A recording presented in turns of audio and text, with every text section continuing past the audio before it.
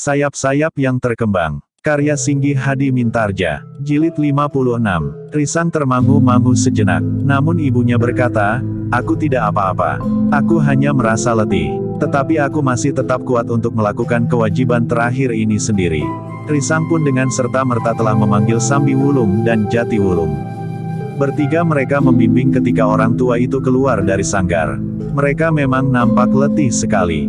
Tetapi mereka tetap tersenyum. Hisoka pun tersenyum dan bahkan berkata, "Satu tugas yang melelahkan.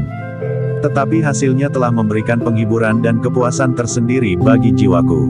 Demikianlah, maka keempat orang yang baru keluar dari sanggar itu telah berbenah diri. Seperti juga Nyi Wiradana, maka guru-gurunya pun telah mandi keramas pula. Tetapi Risang menjadi sedikit kecewa, karena dengan demikian maka ia harus menunggu. Kedua kakek dan neneknya harus beristirahat beberapa hari untuk memulihkan kekuatan mereka, sebelum mereka dapat membimbing Risang memasuki sanggar dan mewariskan ilmu Jangat Kinatelon sebagaimana yang mereka wariskan kepada Nyi Wiradana. Namun karena Nyi Wiradana mempunyai pengalaman yang luas dengan ilmu itu, maka ilmu Nyi Wiradana tentu akan jauh lebih masak. Namun sementara itu, Nyi Wiradana yang lebih cepat menjadi segar kembali setelah menjalani laku termasuk pati geni 3 hari 3 malam, telah diminta oleh Kiai Badra, Kiai Soka dan Nyi Soka untuk mempersiapkan Risang sebaik-baiknya. Risang harus segera mempunyai ilmu yang dapat melindungi dirinya. Seandainya tidak secara kebetulan Sambi Wulung dan Jati Wulung mendengar pembicaraan Kisabawa dengan Wira Gending dan Kertawirit, mungkin keadaannya akan berbeda, berkata Kiai Badra. Nyi Wiradana dapat mengerti sepenuhnya. Karena itu, maka Nyi Wiradana pun ikut berusaha sejauh dapat dilakukan, agar Risang segera dapat menerima warisan ilmu Jangat Kinatelon itu juga. Setelah beristirahat 3 hari, maka Nyi Wiradana mulai membimbing Risang untuk memasuki jenjang terakhir dari tataran tertinggi ilmu yang diturunkan oleh Kiai Badra, Kiai Soka dan Nyai Soka. Ilmu yang mereka susun bersama-sama berdasarkan atas unsur-unsur dari ilmu yang mempunyai landasan berbeda, tetapi yang sudah luluh menjadi satu. Kiai Badra, Kiai Soka dan Nyi Soka sendiri telah merencanakan, bahwa mereka baru akan mulai sepekan lagi, setelah mereka bertiga beristirahat sepenuhnya, serta segala keletihan telah hilang. Sementara itu, Risang sendiri benar-benar telah siap untuk menjalani laku cukup berat. Sementara itu, di Pajang Kasada pun telah dipersiapkan sebaik-baiknya oleh gurunya. Jika Kasada mendapat izin selama 3 hari 3 malam untuk menjalani laku terakhir, maka pewarisan ilmu tertinggi dari perguruannya akan segera dilaksanaan. Sementara itu, Ki Rangga Dipayuda juga sedang berusaha untuk mendapatkan waktu yang 3 hari 3 malam itu. Ia memang merasa agak segan untuk menyampaikan permohonan itu kepada Ki Tumenggung Jayayuda tanpa alasan yang mapan. Pada saat-saat yang gelisah bagi Kasada itu, maka Ki Rangga Dipayuda telah dipanggil oleh Ki Tumenggung Jayayuda. Ki Rangga yang sempat menemui Ki Lurah Kasada itu pun berkata, "Aku tidak tahu, apakah ada persoalan yang penting atau dalam rangka tugas-tugas harianku." "Jika saja Ki Rangga sempat menyinggung kesempatan bagiku," berkata Kasada, "aku akan melihat suasana. Bahkan mungkin ada perintah yang justru menutup kemungkinan itu," jawab Ki Rangga. Kasada menarik nafas dalam-dalam. Meskipun demikian, ia masih tetap berpengharapan bahwa ia akan mendapat kesempatan itu. Dengan jantung yang berdebar-debar Ki Rangga Dipayuda menghadap Ki Tumenggung. Sudah berapa ratus kali ia dipanggil untuk menghadap. Namun Ki Rangga tidak pernah merasa gelisah seperti itu. Justru karena ia membawa beban kesediaannya kepada Kasada untuk menyampaikan permohonannya kepada Ki Tumenggung. Ternyata yang diterima Ki Rangga Dipayuda adalah satu perintah yang sangat khusus. Ki Rangga berkata, "Ki Tumenggung Jayayuda, aku sudah berhubungan dengan mereka yang bertanggung jawab atas penahanan Ki Lurah Mertapraja. Aku telah menyampaikan laporan tentang 3 orang yang ingin menculik kepala tanah Perdikan Semboyan untuk dipertukarkan dengan Ki Lurah Mertapraja. Aku juga telah memberikan laporan tentang kedudukan Ki Lurah Mertapraja di lingkungannya, serta harta benda yang telah disembunyikan itu." Ki Rangga Dipayuda mengangguk-angguk. Tetapi Ki Rangga tidak bertanya sesuatu. Ia menunggu saja apa yang akan dikatakan oleh Ki Tumenggung Jayayuda. Dalam pada itu, maka Ki Tumenggung itu pun kemudian berkata, "Ki Rangga, ternyata mereka menaruh perhatian yang sangat besar pada laporan itu. Karena itu, maka mereka telah memberikan wewenang kepadaku, agar aku berusaha untuk mendapatkan keterangan dari Ki Lurah Mertapraja tentang harta benda yang disembunyikannya itu. Sudah tentu aku tidak perlu melakukannya sendiri." Ki Rangga Dipayuda menarik nafas dalam-dalam, ia sudah menangkap arah pembicaraan Ki Tumenggung Jayayuda. Agaknya ia akan diperintahkan untuk melaksanakan tugas itu. Sebenarnya lah maka Ki Tumenggung itu pun berkata Ki Rangga, aku ingin melimpahkan tugas ini kepada Ki Rangga. Tetapi Ki Rangga tidak akan sendiri. Sebaiknya Ki Rangga membawa Ki Lurah Kasada untuk melakukan tugas ini. Tugas ini nampaknya tugas yang biasa-biasa saja. Namun sebenarnya lah tugas ini amat penting. Harta benda itu memang akan dapat dipergunakan untuk kepentingan yang merugikan Pajang. Karena itu, maka harta benda yang banyak itu beserta pusaka-pusaka yang disebut-sebut, sebaiknya dapat kita ketahui, di mana disembunyikannya. Kecuali harta benda itu akan dapat kita manfaatkan serta mengurangi kesulitan yang dapat ditimbulkannya, maka usaha untuk memburu Ki Lurah dengan segala cara itu pun akan dihentikannya pula. Ki Rangga hanya dapat menunduk sambil sekali-sekali mengangguk-angguk. Sudah tentu bahwa ia tidak akan dapat mengajukan permohonan bagi Kasada, justru karena Kasada mendapat perintah bersamanya untuk menyadap keterangan dari Ki Lurah Mertapraja.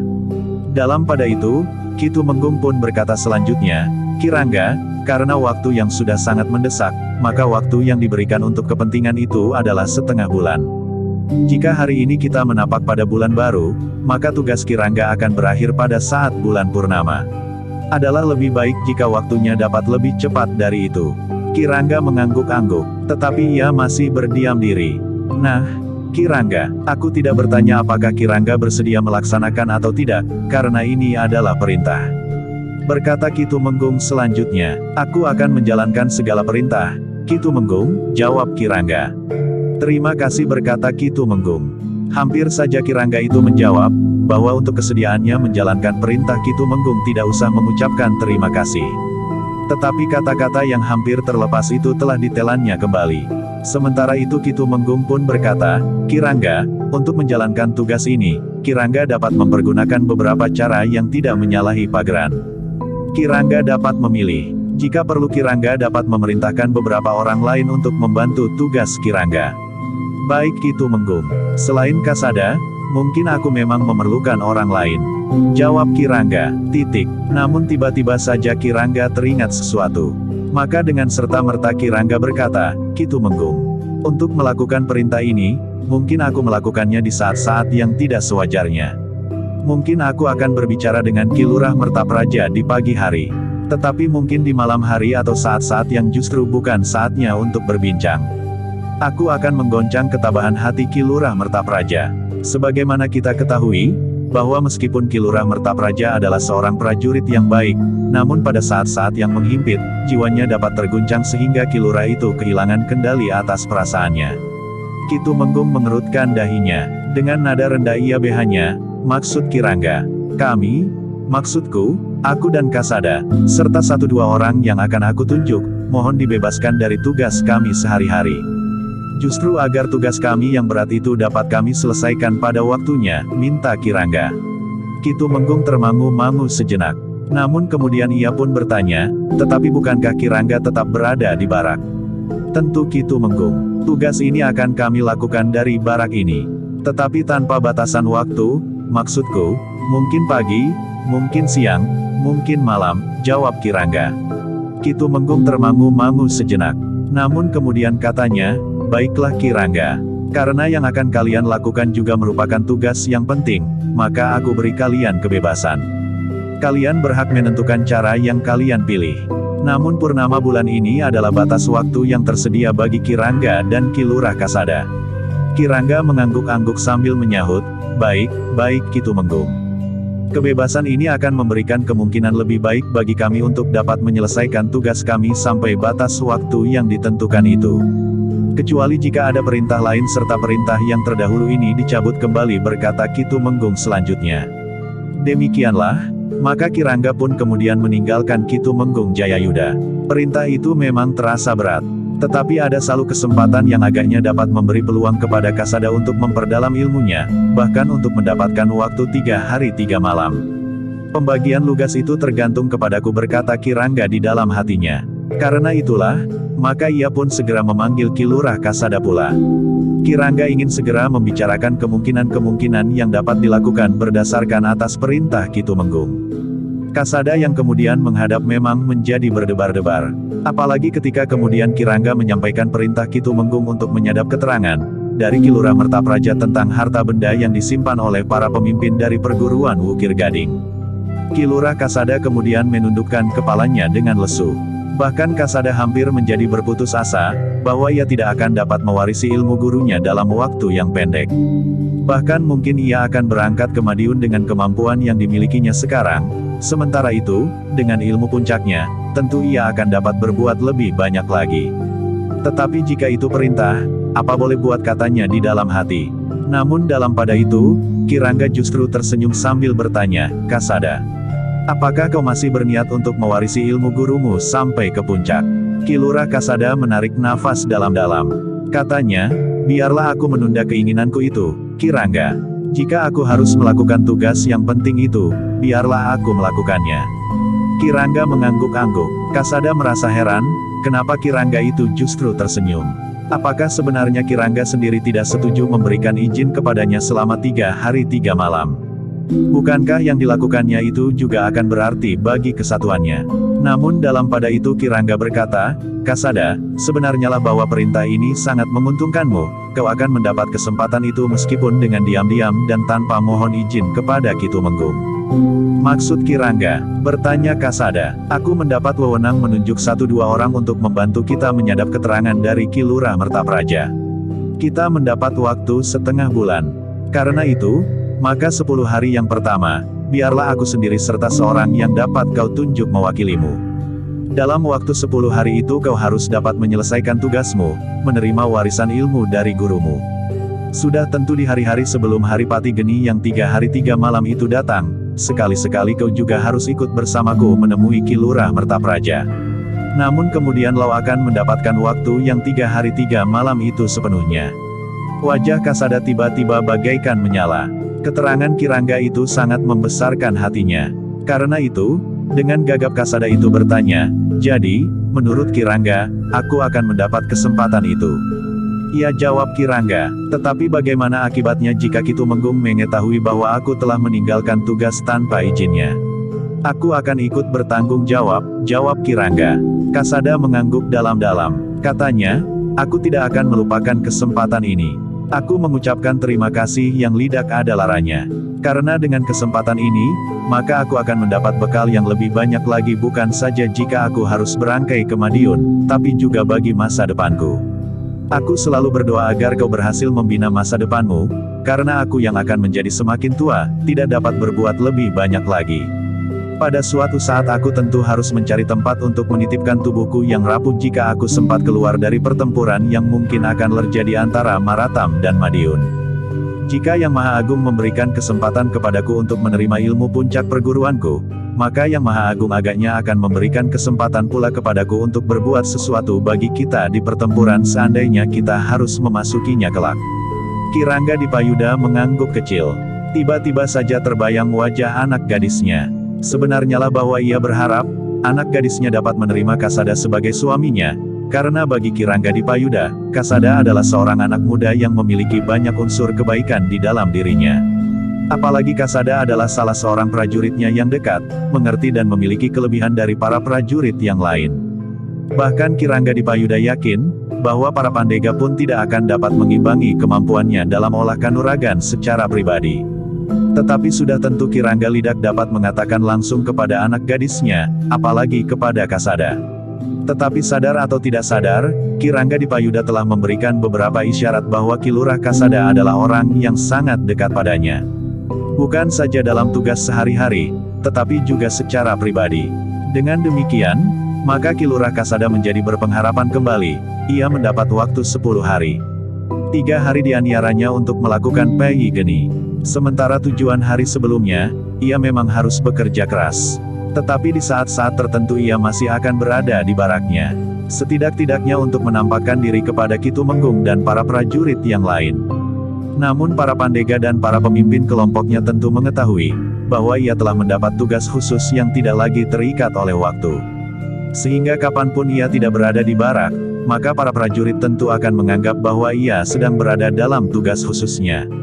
Demikianlah, maka Ki Rangga Dipayuda dan Ki Lurah Kasada telah mengatur waktu mereka.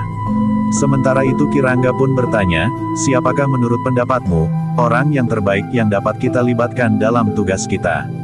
Bagi Kasada Lidak ada orang lain kecuali pemimpin kelompok yang tertua di dalam pasukannya. Orang itu ternyata sangat baik sikapnya kepada Kasada. Bukan saja karena Kasada adalah lurah prajurit yang menjadi pemimpin langsungnya, tetapi orang itu justru bersikap sebagai seorang kakak yang umurnya lebih tua terhadap adiknya. Karena itu maka Kasada pun telah mengajukannya sebagai salah seorang yang akan dapat melakukan tugas bersamanya. Bukankah orang itu tidak akan menjadi ribut jika ia tahu bahwa kau telah mengambil waktumu untuk kepentinganmu sendiri selama 3 hari 3 malam? Bertanya Kirangga Dipayuda. Tentu tidak, ia terlalu baik kepadaku. Ia selalu berusaha untuk membantuku membawa beban perasaanku jika aku sedang gelisah. Jawab Ki Lurah Kasada. Namun tiba-tiba saja Kirangga bertanya, gelisah tentang apa saja? Kasada memang iidak segera dapat menjawab. Namun kemudian katanya, aku pernah mengalami kesulitan dengan ayah tiriku. Oh, Kirangga mengangguk-angguk, ia memang tidak ingin mencampuri persoalan pribadi Kasada. Dalam pada itu, maka Kirangga pun telah minta kepada Kasada untuk menemuinya lagi bersama orang yang ditunjuk. Mereka akan segera menghadap Ki Tumenggung untuk memberikan laporan, bahwa mereka akan segera mulai melakukan tugas khusus mereka. Alas restu Ki Tumenggung maka Kirangga Dipayuda bersama Ki Lurah Kasada dan seorang pemimpin kelompoknya telah mulai dengan tugas khusus mereka. Waktu mereka memang tidak terlalu banyak. Sementara itu, kepada orang-orang yang terkait, Ki Tumenggung telah memberitahukan tentang ketiga orang prajuritnya yang akan menjalani tugas khusus. Dalam pada itu, Kasada pun telah menghadap gurunya pula untuk memberitahukan bahwa ia mempunyai waktu sebagaimana diperlukan oleh gurunya, selama 3 hari 3 malam. Sementara itu ia mempunyai waktu pula 7 hari sebelumnya untuk mengadakan persiapan meskipun pada saat-saat tertentu ia harus berada di baraknya atau sekali-sekali berbicara dengan Ki Lurah Mertapraja di ruang tahanannya. Waktumu sempit sekali Kasada, desis gurunya. Bukankah guru memerlukan 3 hari 3 malam untuk menjalani laku termasuk pati geni, desis Kasada. Iya, tetapi sebenarnya diperlukan persiapan yang lebih panjang. Tetapi jika waktumu memang hanya itu, maka kita akan melakukannya. Namun kau harus bekerja lebih keras selama 10 hari ini. Berkata gurunya, apapun yang harus aku jalani sebagai laku, akan aku jalani guru, jawab Kasada. Gurunya mengangguk-angguk, kalanya, baiklah. Persiapkan dirimu lahir dan batin. Pada saatnya kita akan memasuki sanggar dalam laku selama 3 hari 3 malam. Sebenarnya lah sejak saat itu, maka Kasada memang harus bekerja sangat berat. Tetapi ia sadar, bahwa ilmunya hanya akan dapat digapai dengan bekerja keras. Menjalani latihan-latihan, persiapan-persiapan lahir dan batin, menjalani laku yang berat dan baru kemudian ia akan menerima warisan ilmu dari gurunya itu.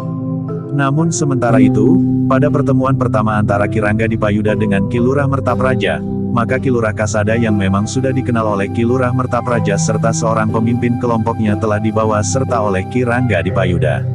Satu pertemuan yang sama sekali tidak diinginkan oleh Ki Lurah Mertapraja. Namun ia tidak dapat menolak ketika penjaga biliknya membuka selarak pintu dan mempersilahkan Ki Lurah keluar dari ruang tahanannya untuk menemui ketiga orang yang mencarinya untuk melakukan satu tugas yang penting. Ki Lurah berkala, Kirangga Dipayuda, kami menemui Ki Lurah dalam rangka tugas kami. Siapakah yang menugaskan kalian menemui aku? Aku tidak lagi berada dalam wewenang kalian. Berkata Ki Lurah, aku menjalankan tugas yang dibebankan oleh Ki Tumenggung Jayayuda berdasarkan atas perintah dari Pangeran Gagak Baning Dipajang. Jawab Kirangga Dipayuda. Namun kemudian katanya, tetapi apakah sebaiknya kita berbicara sebagai seorang prajurit yang mengemban tugas, atau berbicara sebagai sesama prajurit bahkan seorang yang sudah saling mengenal? Jika kau berkeberatan jika aku sebut seorang sahabat, kita memang tidak bersahabat. Jika kau menyebut aku seorang sahabat, tentu kau mempunyai pamrih untuk membujukku atau untuk mengelabui aku, atau niat-niat lain yang menguntungkanmu atau menguntungkan orang yang memerintahmu. Kirangga menarik nafas dalam-dalam, namun katanya dengan nada dalam, Ki Lurah, kita adalah prajurit, kau prajurit dan aku prajurit. Kedua orang yang datang bersamaku juga prajurit. Tetapi meskipun kita semuanya prajurit, namun sudah tentu bahwa pribadi pembawaan kita berbeda. Ki Lurah Mertapraja mengangguk-angguk. Katanya, ya, pribadi kita memang berbeda. Tetapi dalam tugas, maka kalian akan melakukan hal yang banyak persamaannya yang satu dengan yang lain. Apalagi aku tahu bahwa kalian mendapat tugas untuk memeras keterangan dari aku, apapun yang ingin kalian ketahui. Satu tugas yang lidak menyenangkan, Ki Lurah, berkata Ki Rangga. Lalu kalanya pula, Ki Lurah Mertapraja tentu juga pernah mendapat tugas sebagaimana tugas kami sekarang.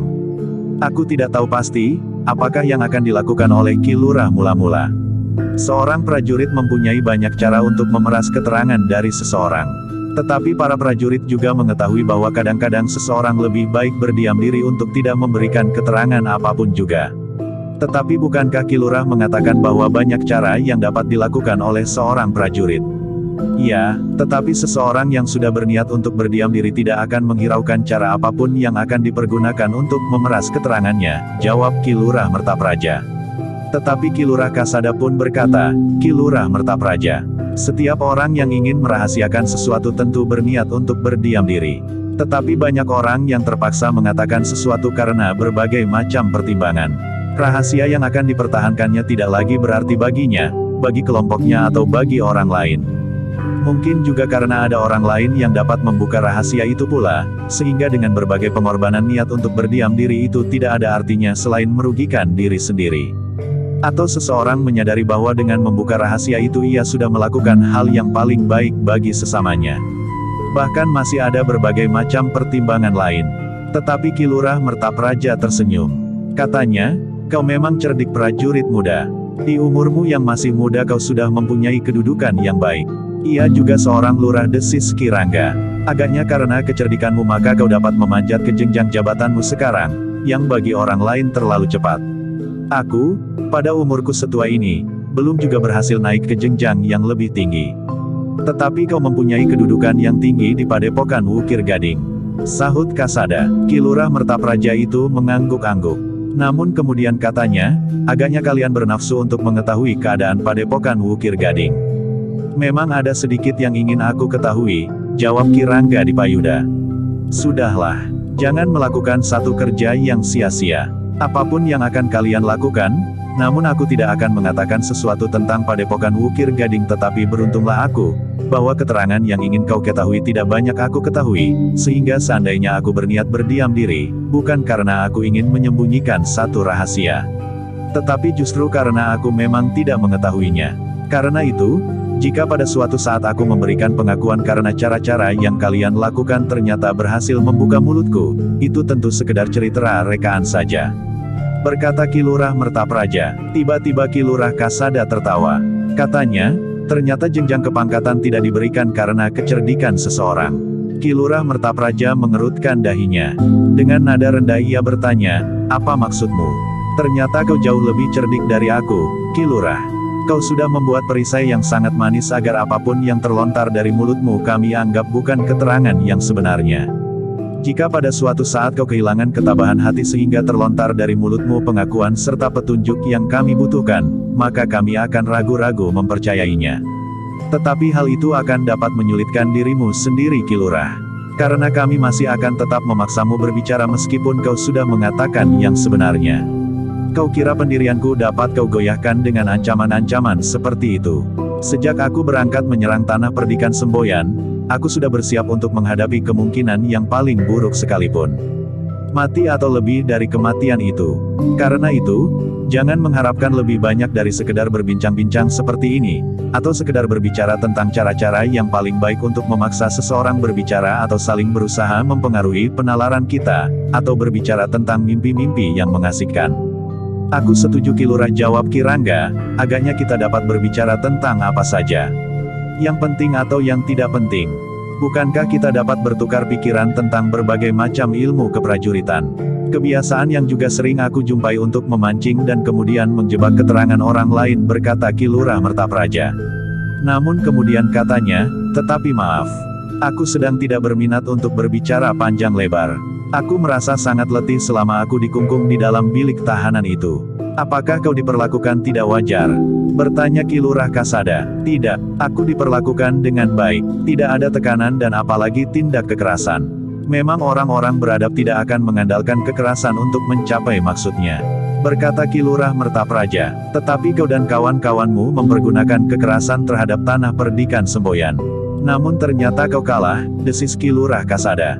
Iya, Tanah Perdikan Semboyan berhasil mempertahankan dirinya untuk sementara, jawab Ki Lurah. Kenapa untuk sementara? Bertanya Ki Rangga. Pada satu saat Tanah Perdikan itu memang akan digilas oleh kekuatan yang tidak terbendung.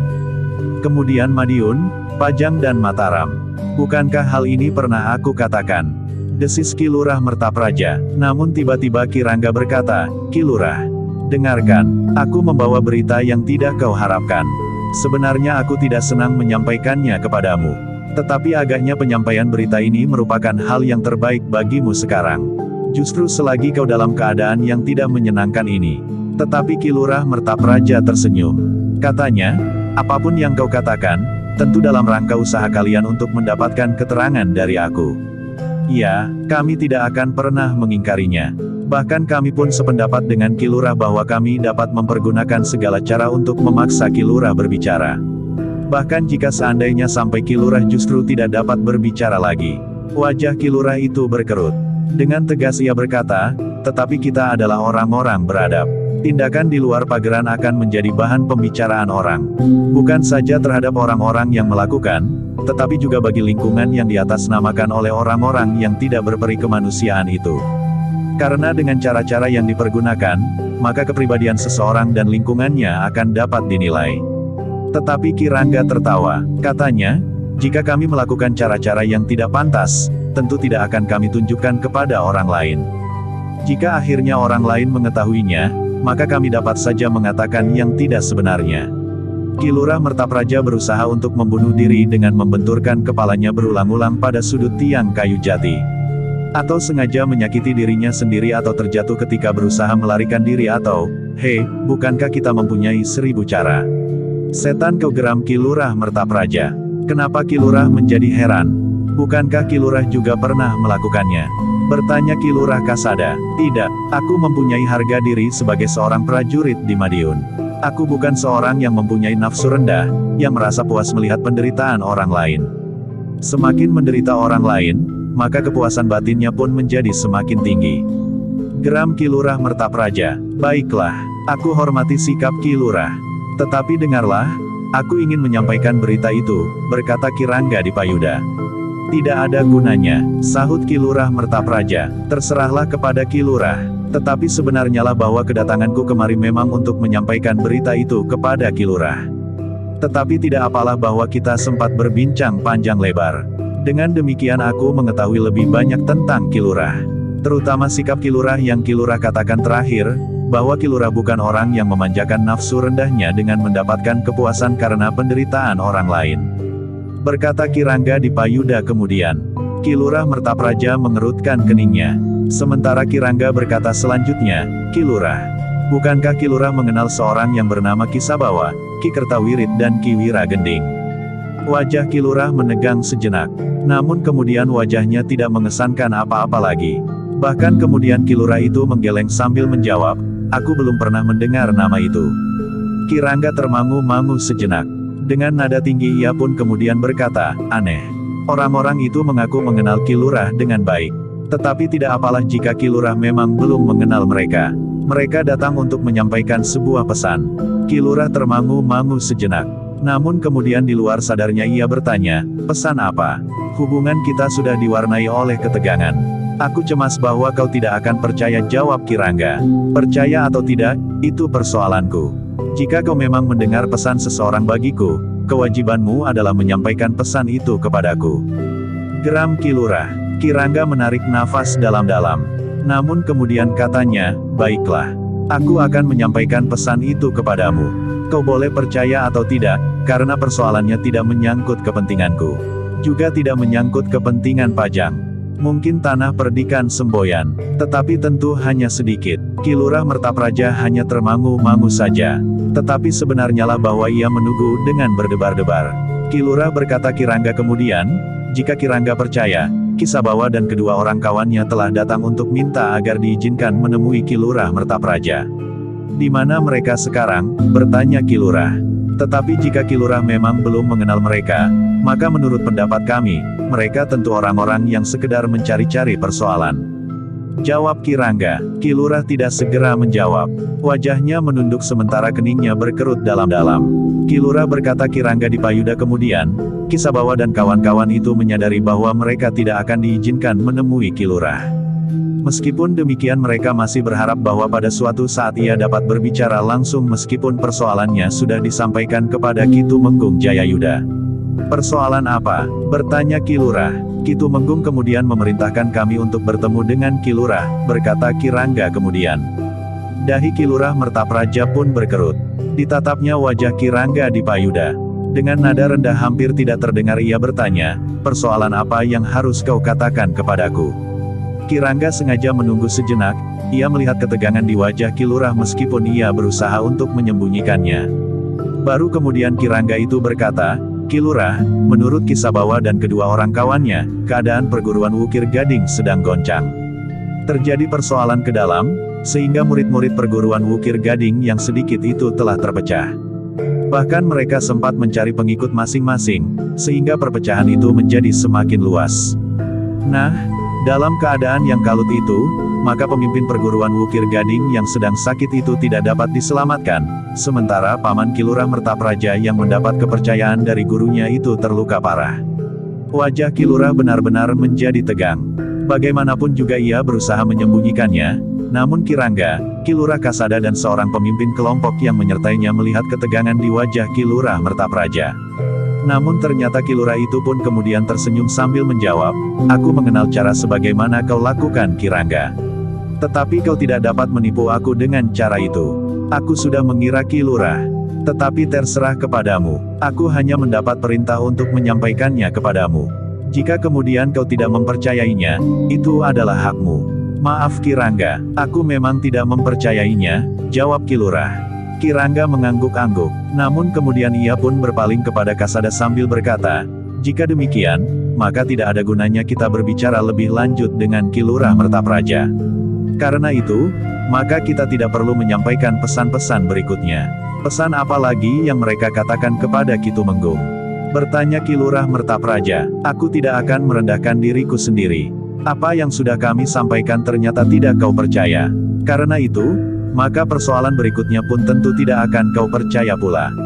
Bukankah dengan demikian aku tidak perlu berbicara lagi? Percaya atau tidak, itu adalah persoalanku. Tugasmu menyampaikan pesan sebagaimana dikatakan oleh Ki Tumenggung. Bukankah kau mendapat perintah untuk berbuat demikian? Aku akan menjelaskan kepada Ki Tumenggung, bahwa pesan Ki Tumenggung sudah direndahkan di sini. Jawab Ki Rangga, tetapi tugasmu adalah menjalankan perintah berkata Ki Lurah itu pula. Aku tidak berniat untuk menentang perintah. Tetapi aku ingin menghargai perintah itu untuk tidak menjadi sekedar bahan tertawaan Ki Lurah. Sahut Ki Rangga, kemudian katanya pula, marilah. Kita minta diri. Tunggu berkata Ki Lurah Mertapraja, kau harus mengatakan pesan itu.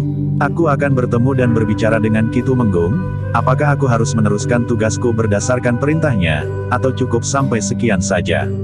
Tidak Ki Rangga, kau harus mengatakannya, minta Ki Lurah. Tetapi Ki Rangga menggeleng.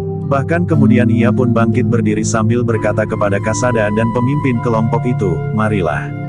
Kita kembali ke barak. Ki Rangga, kau harus mengatakannya. Ki Lurah pun segera bangkit pula. Namun sekali lagi Ki Rangga berkata, aku akan menghadap Ki Tumenggung lebih dahulu. Jika Ki Tumenggung masih berpegang pada perintahnya, maka biarlah aku datang lagi kemari untuk menyampaikannya kepadamu. Kau sekarang dapat mengatakannya. Tiba-tiba saja Ki Lurah itu membentak. Namun ketika Ki Rangga, Kasada dan seorang pemimpin kelompok yang menyertainya memandanginya dengan tajamnya, maka suara pun merendah, kenapa Ki Rangga harus menunggu? Seandainya aku tidak percaya kepada pesan itu, bukankah Ki Rangga tidak dirugikan? Tentu aku dirugikan. Setidak-tidaknya wibawaku dan bahkan Ki Tumenggung Jayayuda. Karena itu, tunggulah 1-2 hari. Aku akan datang lagi. Membawa atau tidak membawa pesan itu, jawab Ki Rangga. Ki Lurah memang tidak dapat memaksa Ki Rangga untuk berbicara. Apalagi ketika Ki Rangga memberikan isyarat kepada prajurit yang menjaga Ki Lurah Mertapraja. Maka Ki Lurah pun segera dibawa kembali ke dalam bilik tahanannya. Demikianlah, maka Ki Rangga dipayuda, Ki Lurah Kasada dan pemimpin kelompok itu meninggalkan tempat tahanan Ki Lurah Mertapraja. Namun mereka memang akan datang kembali untuk berbicara lagi dengan Ki Lurah Mertapraja. Namun pertemuan itu telah memberikan isyarat kepada Ki Rangga bahwa berita yang disampaikan kepada Ki Lurah Mertapraja telah membuatnya gelisah. Besok kita akan datang lagi kepadanya. Jika Ki Lurah harus berada di sanggar bersama gurumu, maka biarlah kami berdua saja datang menemui Ki Lurah Mertapraja. Aku besok masih dapat menemani Ki Rangga, jawab Kasada, apalagi jika malam hari. Di siang hari aku akan berada di sanggar bersama guru. Senja aku akan kembali ke barak. Kau tentu sudah sangat letih, berkata Ki Rangga. Tetapi bukankah kita hanya duduk dan berbincang saja bersama Ki Lurah Mertapraja? Sahut Kasada. Ki Rangga mengangguk-angguk. Katanya, baiklah, jikalau tidak terlalu letih. Tetapi jika kau merasa terlalu letih maka aku akan dapat pergi berdua saja. Demikianlah pada pertemuan yang pertama itu, Ki Rangga telah berhasil memancing kegelisahan Ki Lurah Mertapraja. Namun Ki Rangga pun menyadari, bahwa untuk sampai ke tujuan, jalan masih terbentang panjang. Seperti yang direncanakan, maka pada hari berikutnya Ki Rangga, Ki Lurah Kasada dan seorang pemimpin kelompok yang ditunjuk itu telah datang pula menemui Ki Lurah Mertapraja. Kasada memang nampak letih. Sehari-harian ia bekerja keras di sanggar bersama gurunya untuk mempersiapkan diri menjelang saat-saat yang paling mendebarkan sepanjang ia berguru dalam olah kanuragan. Namun Kasada masih juga menyempatkan diri bersama Ki Rangga dan seorang pemimpin kelompok di pasukannya, pergi menemui Ki Lurah Mertapraja. Ki Lurah Mertapraja memang mengharap kedatangan mereka, karena Ki Lurah masih ingin mendengar pesan berikutnya. Namun Ki Rangga itu pun berkata, aku belum dapat mengatakannya Ki Lurah. Ternyata sikap Ki Tumenggung tidak berbeda dengan sikapku. Jika Ki Lurah tidak mempercayainya dan apalagi bahwa Ki Lurah tidak mengenal Ki Sabawa, maka segala pesannya tentu hanya sekedar dibuat-buat atau sebagaimana pernah diduga oleh Ki Tumenggung, bahwa orang itu benar-benar mencari-cari persoalan. Apapun pesannya dan siapapun yang memberikan pesan, Ki Rangga harus mengatakannya, berkata Ki Lurah Mertapraja. Buat apa Ki Lurah mendengar pesan dari seorang yang tidak dikenalnya? Padahal pesan itu bukan berita yang akan dapat menyenangkan hati Ki Lurah dalam keadaan seperti sekarang ini. Justru sebaliknya, tetapi katakan pesan itu, Ki Lurah Mertapraja hampir berteriak. Jangan berteriak Ki Lurah, jangan membentak pula, akulah yang berhak membentak Ki Lurah sekarang ini jika aku merasa perlu. Ki Lurah harus ingat kedudukan kita masing-masing, berkata Ki Rangga. Persetan dengan kedudukan kita masing-masing, jawab Ki Lurah. Tetapi Ki Rangga tetap saja menggelengkan kepalanya. Katanya, aku belum dapat mengatakan sekarang Ki Lurah. Tetapi aku akan menghubungi Ki Tumenggung lagi. Aku akan menyampaikan permohonan Ki Lurah, agar aku diperkenankan menyampaikan pesan itu meskipun tidak akan dipercaya. Berkata Ki Rangga. Ki Lurah itu menggeram, aku tahu Ki Rangga, bahwa yang kau lakukan ini adalah bagian dari usahamu untuk membuatku gelisah. Tetapi aku ingin mendengar apa yang ingin kau katakan untuk mengganggu ketenanganku. Baiklah, kapan-kapan aku akan kembali, tetapi sebaiknya Ki Lurah tidak menanggapi kedatanganku dengan tegang. Bukankah kita dapat berbicara dengan lebih bebas tanpa ketegangan? Berkata Ki Rangga. Ki Rangga tidak usah mengatakannya. Semuanya itu cara-cara lama yang sudah aku kenal, berkata Ki Lurah Mertapraja. Ki Rangga memang segera meninggalkan bilik itu. Tetapi rencana Ki Rangga ternyata dapat berjalan sesuai dengan keinginannya. Tetapi Ki Rangga masih belum tahu, apakah untuk selanjutnya dapat berjalan dengan baik. Pada hari-hari berikutnya maka Kasada telah lebih banyak terlibat dalam latihan-latihan yang semakin berat. Karena itu, maka ia menjadi semakin sedikit dapat mengikuti tugas yang dibebankan kepadanya.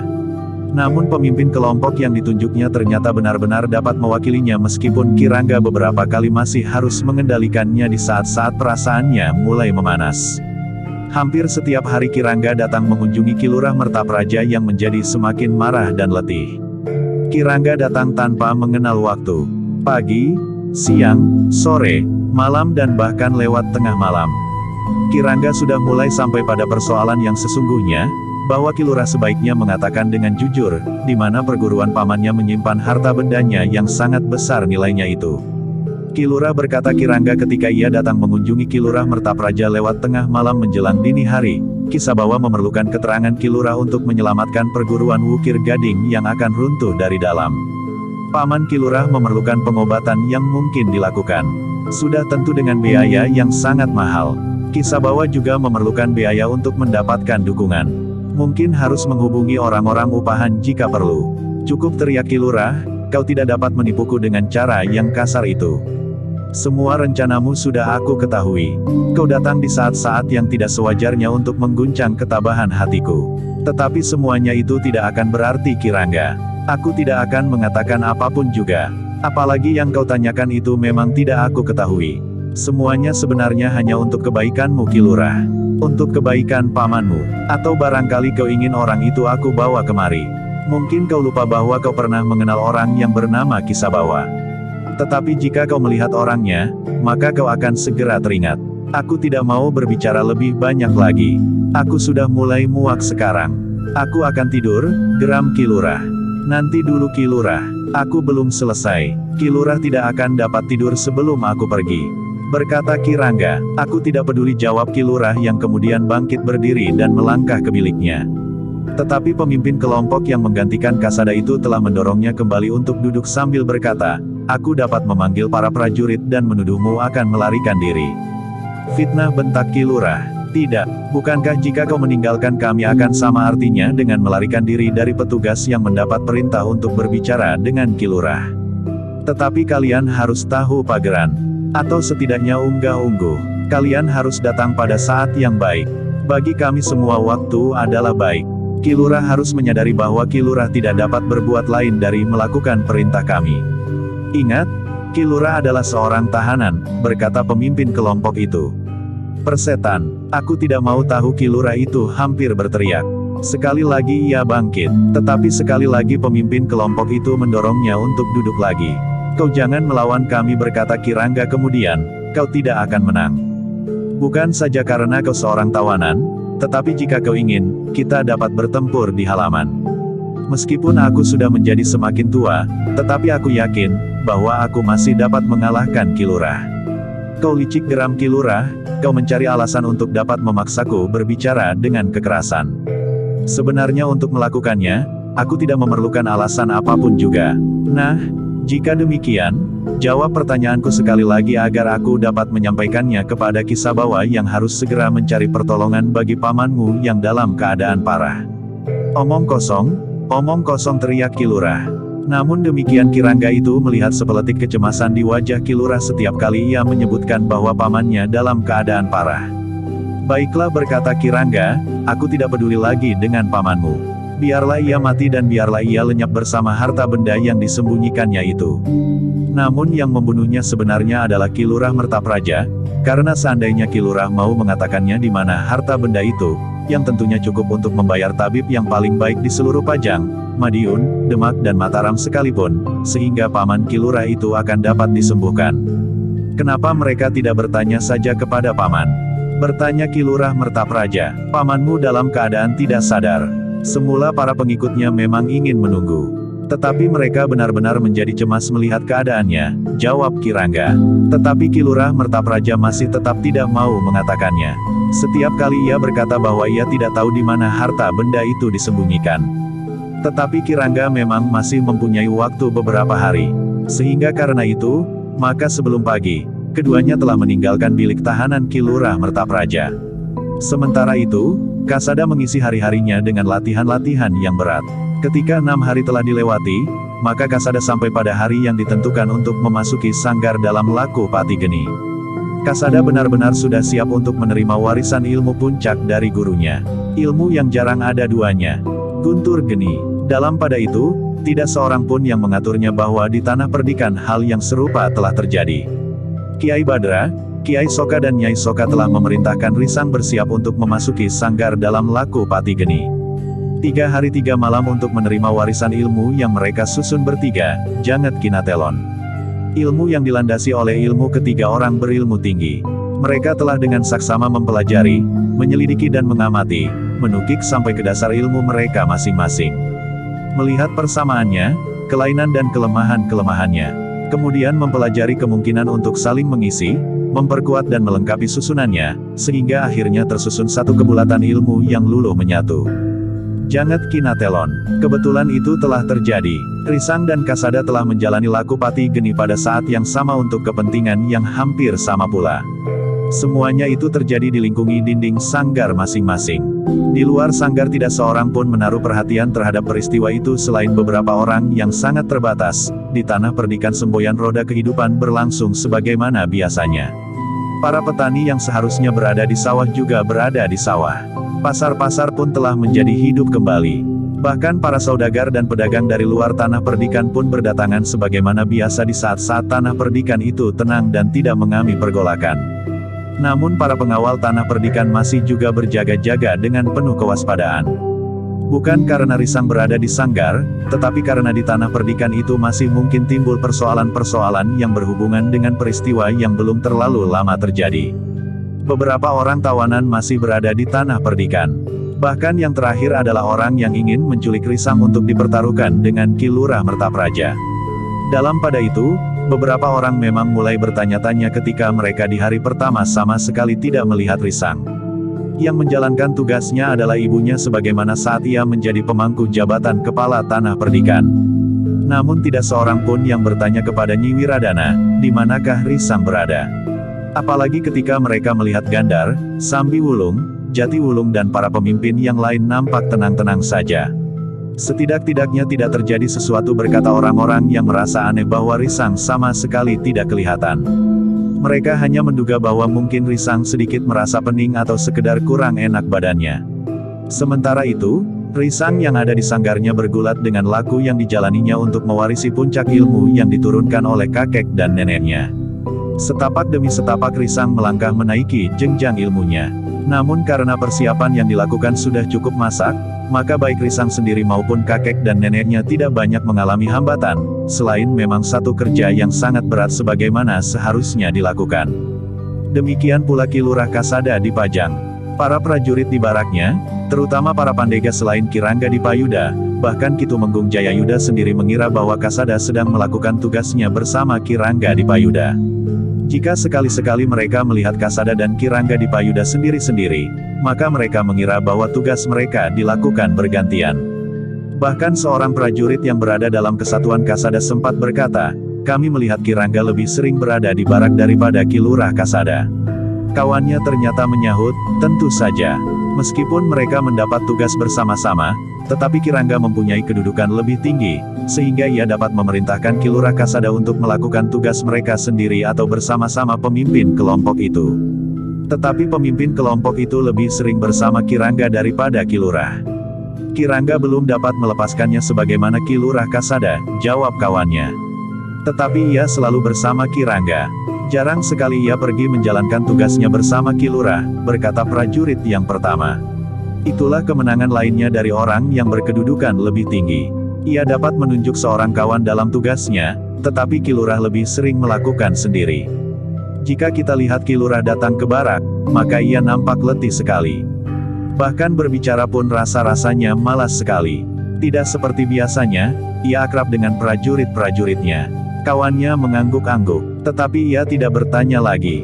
Bahkan prajurit yang lain itulah yang bertanya, hari ini aku tidak melihat Ki Lurah sama sekali.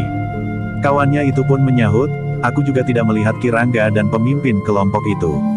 Yang lain hanya mengangguk-angguk pula. Mereka mengira bahwa tugas ketiga orang itu sudah mendekati batas waktunya sehingga mereka bekerja lebih keras lagi. Sebenarnya bahwa Ki Rangga benar-benar telah berhasil mengguncang perasaan Ki Mertapraja. Ia semakin sering datang di saat-saat yang tidak seharusnya. Ketika Ki Mertapraja baru saja terlena, maka ia pun telah dibangunkannya untuk menerima kedatangan Ki Rangga. Ki Rangga pun semakin lama menjadi semakin tidak ramah. Bahkan sekali-sekali Ki Rangga sudah membentaknya. Ketika Ki Lurah sampai pada puncak kesabarannya dan menentang sikap Ki Rangga, maka 3 orang prajurit yang membawa tombak, telah berdiri beberapa langkah daripadanya. Oleh kejengkelan yang memuncak, Ki Lurah Mertapraja sempat menjerit-jerit. Namun para prajurit mengancamnya untuk mengurungnya di tempat yang paling tidak menyenangkan. Ternyata kemarahan, kejengkelan dan kejenuhan yang mencengkam jantungnya, bahkan putus asa dan ketidakberdayaan benar-benar telah mencengkam dan kemudian mengguncang jiwanya. Karena itu, maka pada waktunya, Ki Lurah Mertapraja itu tidak mampu lagi menguasai perasaannya lagi. Sehingga pada suatu saat, kendali penalaran dan perasaannya mulai terlepas. Ketika di dini hari Ki Rangga di Payuda dan pemimpin kelompok itu datang menemuinya, maka Ki Lurah yang dibangunkan itu menjadi sangat marah. Demikian ia bertemu dengan Ki Rangga maka ia pun segera membentak-bentaknya. Bahkan Ki Lurah itu pun telah mengumpat kasar. Cukup Ki Rangga pun telah membentaknya pula, aku datang menjalankan perintah. Kau dengar, aku tidak peduli jawab Ki Lurah, tetapi kau dapat dalang di siang hari. Atau pagi-pagi setelah matahari terbit. Tidak pada saat seperti ini. Sudah aku katakan, kapanpun aku ingin datang, maka aku akan datang. Aku harus menyelesaikan tugasku. Ki Tumenggung tidak hanya sekedar memerintahkan aku menyampaikan pesan tentang pamanmu yang terluka parah serta gurunya yang tidak tertolong lagi. Tetapi aku harus melakukan penyelamatan atas pamanmu. Bohong, teriak Ki Lurah. Aku, atas nama Pajang memerlukan pamanmu selamat. Aku tahu betapa ia mempunyai maksud dengan usahanya yang nampaknya memang mengancam tegaknya Madiun, Pajang, dan bahkan Mataram. Tetapi yang penting bagi kami, pamanmu tidak menginginkan Madiun bertahan lebih lama lagi. Itulah sebabnya, maka musuh-musuhnya lelah berusaha menyusup dan melakukan adu domba di dalam lingkungan perguruan pamanmu itu. Omong kosong, teriak Ki Lurah. Kau ternyata sangat dungu menghadapi kesulitan yang sedang dialami oleh pamanmu sendiri. Kami, orang-orang Pajang berkeinginan untuk membantunya. Setidak-tidaknya merebut kepemimpinan Madiun. Sudah tentu bahwa kita akan berbicara dengan baik-baik, bahwa pamanmu akan puas dengan kekuasaan di Madiun saja. Mungkin dapat dibicarakan beberapa tanah perdikan yang sekarang berada dalam lingkungan kesatuan dengan Pajang dan Mataram, berkata Ki Lurah. Jangan memperbodoh aku seperti itu, geram Ki Lurah. Aku tahu, bahwa kau berusaha untuk mengelabui aku, bahkan menipuku. Kau kira aku mempercayaimu? Percaya atau tidak percaya, kami sedang berusaha untuk menyelamatkan pamanmu.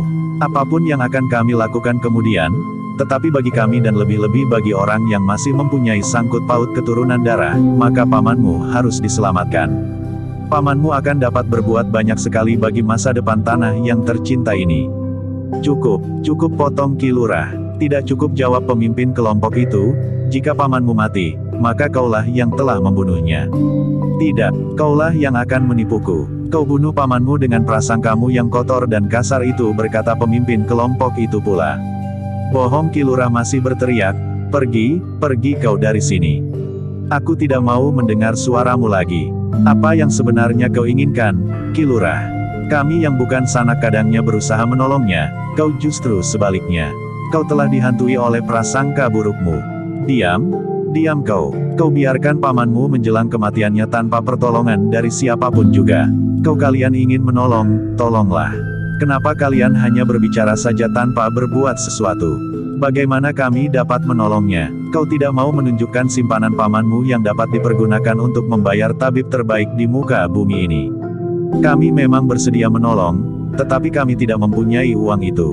Meskipun kami ingin melihat pamanmu berhasil menguasai Madiun dan dapat hidup dalam kedamaian dengan Pajang dan Mataram, tetapi apa yang dapat kami lakukan tanpa dana sama sekali? Aku tidak peduli. Ki Lurah mulai memegangi kepalanya, ia mencoba menutup kedua telinganya. Namun kemudian keningnya mulai merasa sakit dan nyeri. Dalam pada itu, Ki Rangga pun kemudian berkata dengan tanpa berteriak, tetapi suaranya seakan-akan langsung menikam jantung, Ki Lurah. Aku sekarang mengerti. Kau sengaja menyembunyikan harta benda itu, justru kau ingin pamanmu juga mati seperti gurunya. Dengan demikian, maka segala-galanya akan menjadi milikmu. Harta benda dan pusaka-pusaka itu, kau terlalu bernafsu untuk menguasai segala-galanya. Madiun, Pajang dan bahkan Mataram, sehingga kau sampai hati mengorbankan pamanmu sendiri. Bohong, Ki Lurah berteriak-teriak semakin keras. Dalam pada itu, 3 orang prajurit bersenjata mendekatinya. Namun Ki Rangga memberikan isyarat, agar mereka meninggalkannya. Dalam pada itu, maka Ki Rangga pun berkata, baiklah. Aku akan berusaha menemukan pamanmu dan mengatakan kepadanya, bahwa kau sudah berkhianat. Ki Sabawa akan membawa kami kepadanya. Tidak, suaranya semakin menghentak. Namun kemudian suaranya itu merendah, tidak, aku tidak pernah mengkhianatinya. Pamanku tinggal satu-satunya orang yang menjadi sandaran hidupku. Aku sudah tidak mempunyai siapa-siapa lagi kecuali pamanku itu. Dan sekarang pamanmu itu akan kau bunuh dengan caramu yang keji itu, berkata pemimpin kelompok itu. Tidak, aku tidak akan membunuhnya. Suara Ki Lurah semakin rendah. Bahkan tiba-tiba saja Ki Lurah itu terisak. Nampaknya ia tidak lagi dapat menahan perasaannya yang telah terguncang-guncang untuk beberapa lama. Jika tidak, kenapa kau tidak berbuat sesuatu untuk menyelamatkannya? Bertanya Kirangga, bukankah kau juga menginginkan satu kedudukan yang paling baik dari seorang lurah? Apakah kau tidak ingin menjadi tumenggung? Bahkan kelak, kau akan dapat menggantikan pamanmu menjadi seorang adipati. Ki Lurah Mertapraja masih menangis. Namun tiba-tiba suara tangisnya itu bagaikan tertelan. Sejenak wajah Ki Lurah menjadi tegang. Namun kemudian Ki Lurah itu tertawa berkepanjangan. Katanya, jadi kau mengakui bahwa aku akan menjadi seorang adipati, setidak-tidaknya di Madiun. Tentu Ki Lurah, jawab Kirangga Dipayuda, sejak semula aku sudah mengira, bahwa Ki Lurah pada suatu saat akan dapat menjadi seorang adipati di Madiun. Ki Lurah itu masih saja tertawa. Katanya kemudian, bagaimana pendapatmu jika aku menjadi seorang adipati? Jika Ki Lurah mau memberikan kedudukan yang lebih baik bagi kami, maka kami akan bersedia mengikuti Ki Lurah yang akan menjadi adipati di Madiun. Jawab Kirangga. Bagus, jawab Ki Lurah, kau akan aku angkat menjadi tumenggung. Dan kau, tentu, aku juga, jawab pemimpin kelompok itu. Kau akan menjadi seorang lurah yang baik, berkata Ki Lurah sambil mengangguk-angguk. Dengan nada rendah Kirangga itu pun berkata, Ki Lurah, jika Ki Lurah memberikan perintah kepadaku untuk menyembuhkan paman Ki Lurah, maka aku akan pergi sekarang juga. Tetapi kelak aku akan menjadi seorang tumenggung. Kau akan menjadi seorang tumenggung jika kau jemput pamanku sekarang, berkata Ki Lurah pula. Aku akan menjemput paman Ki Lurah. Aku akan membawa harta benda dan pusaka-pusaka itu kemari. Demi keselamatan paman Ki Lurah, kemana aku harus mengambil harta benda itu? Malah Ki Lurah Mertapraja tiba-tiba menjadi liar. Dipandanginya lingkungan di sekelilingnya dengan penuh curiga. Kemudian dipandanginya pemimpin kelompok itu dengan tajamnya. Namun Kirangga pun berkata, bukankah ia mempunyai sikap yang sama dengan sikapku? Jika kami mendapatkan kedudukan yang lebih baik, maka kami akan mengabdi kepada Ki Lurah yang akan menjadi adipati di Madiun. Tentu saja dengan harapan bahwa perselisihan antara Madiun dan Pajang akan dapat diredam. Nampaknya dalam ketidaksadarannya, Ki Lurah tidak segera mengatakan sesuatu tentang harta benda itu. Karena itu, maka Kirangga pun mendesaknya, Ki Lurah, jika paman Ki Lurah Ilu tidak segera ditolong, maka harapan hidupnya tinggal kecil sekali. Tanpa paman Ki Lurah, maka segala rencana akan sulit dilakukan. Karena itu, maka Ki Lurah harus bertindak dengan cepat. Baik, berkata Ki Lurah, ambil pamanku dan selamatkan. Jika kalian memerlukan uang untuk itu, maka kalian dapat mengambilnya di sebuah bukit kecil yang terletak di perbatasan Padukuhan Salam, sedikit di luar kota Madiun. Harta paman itu ada di tangan kepercayaannya, seorang pekatik yang setia. Kami akan melakukannya Ki Lurah, desis Kirangga, tetapi siapakah nama pekatik itu? Namanya Ki Remeng. Oleh paman Ki Remeng juga mendapat tugas untuk memindahkan harta benda itu ke tanah perdikan Semboyan jika usaha kami menguasai tanah perdikan berhasil. Tentu saja tidak seorang pun yang boleh tahu. Apakah harta benda itu sudah dipindahkan? Bertanya pemimpin kelompok itu. Kau memang dungu. Semuanya itu baru akan dipindahkan jika usaha kami berhasil menduduki tanah perdikan Semboyan. Semua perjuangan kami selanjutnya akan berlandaskan kekuasaan di tanah perdikan itu, termasuk menghancurkan kekuatan perguruan Watu Kuning. Baiklah Ki Lurah, berkata Kirangga, kami akan melaksanakan perintah Ki Lurah. Kami akan mengambil dan menyelamatkan paman Ki Lurah. Paman Ki Lurah tentu akan berbesar hati bahwa Ki Lurah telah mengambil langkah yang sangat berarti bagi keselamatannya. Kirangga itu berhenti sejenak. Namun kemudian ia bertanya, apakah aku diperkenankan mengajak Ki Sabawa dan kedua kawannya? Namun Ki Lurah itu menjawab dengan serta-merta, jangan. Serigala itu tidak boleh kau ajak. Ia datang sama sekali tidak dengan maksud baik. Tetapi ia datang untuk menerkam mangsanya. Ia berusaha mencapai maksudnya dengan mempergunakan segala macam cara. Jika mereka akan datang mengunjungi Ki Lurah, apakah Ki Lurah bersedia menerima mereka? Bertanya Kirangga, jangan sekarang. Besok jika aku sudah menjadi adipati di Madiun menggantikan paman, ia akan datang menyembah kakiku dengan penuh hormat, jawab Ki Lurah Mertapraja. Kirangga Dipayuda mengangguk kecil. Katanya kemudian, Ki Lurah, kami akan mohon diri untuk pergi menemui paman Ki Lurah, kemudian pergi ke Padukuhan Salam sedikit di luar kota Madiun. Menemui Ki Remeng, pekatik yang setia itu. Kirangga berhenti sejenak, namun kemudian ia bertanya, di arah manakah kami harus mencari padukuhan salam itu Ki Lurah? Pergilah ke arah selatan, tidak terlalu jauh. Yang kau cari itu ada di sebuah bukit kecil. Tetapi sebaiknya kau berbicara dengan Ki Remeng. Apakah ada tanda-tanda khusus yang dapat kami pergunakan untuk mengenali tempat penyimpanan harta itu? Tentu, jawab Ki Lurah sambil tersenyum bangga, di puncak bukit kecil itu terdapat beberapa buah batu yang berserakan. Batu-batu sebesar kerbau mendekam. Nah, di antara dua buah batu terbesar di sisi selatan bukit kecil itulah kalian dapat menemukan harta benda itu. Tetapi ingat, kau jalankan perintahku dengan baik. Tidak ada orang lain yang boleh mendengar. Dan bawa paman itu kemari. Kami akan melakukan perintah Ki Lurah dengan baik. Tentu saja dengan harapan, bahwa jika Ki Lurah kelak menjadi adipati, maka kami akan mendapat kedudukan yang terbaik. Berkata Ki Rangga Dipayuda, jangan cemas, aku tidak akan ingkar janji, berkata Ki Lurah Mertapraja. Demikianlah, maka Ki Rangga Dipayuda dan pemimpin kelompok itu pun minta diri. Mereka mengangguk penuh hormat, kemudian meninggalkan Ki Lurah duduk sendiri. Ketika Ki Rangga menemui pemimpin prajurit yang bertugas, ia pun berkata, saraf Ki Lurah menjadi agak terganggu. Jangan berlaku kasar, biarkan semua kata-katanya. Jika hatinya tenang kelak, maka ia akan sembuh. Tetapi hati-hatilah, jika keadaan sebaliknya, maka Ki Lurah akan dapat mengamuk. Tetapi sejauh mungkin hindari kekerasan. Pemimpin prajurit yang bertugas itu mengangguk hormat. Namun kemudian katanya, nampaknya sulit untuk mendapatkan pengakuannya, Ki Rangga. Ya, tetapi aku harap bahwa aku akan dapat menyelesaikan tugasku dengan baik, berkata Ki Rangga. Sebenarnya lah bahwa Ki Rangga memang berharap agar tidak seorang pun yang mengetahui bahwa tugasnya sudah dapat dilakukannya dengan baik, meskipun ia yakin bahwa Ki Lurah Mertapraja sendiri tidak akan mengatakannya kepada siapapun juga tentang keberhasilannya. Dan apalagi membuka rahasia itu sendiri meskipun ia berada dalam gangguan kesadarannya. Pemimpin prajurit yang bertugas itu mengangguk-angguk, ia memang melihat sikap Ki Rangga yang tidak sewajarnya itu. Bahkan Ki Rangga itu seakan-akan telah mengangguk hormat sekali kepada Ki Lurah Mertapraja. Ketika tiga orang prajurit bersenjata mendekati Ki Lurah, Ki Rangga Dipayuda dan pemimpin kelompok itu masih belum meninggalkan halaman rumah itu.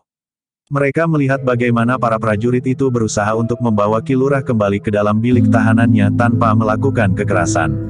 Pemimpin prajurit itu ternyata telah bersikap sebagaimana Ki Rangga. Bahkan dengan kata-kata lembut ia berkata, marilah Ki Lurah.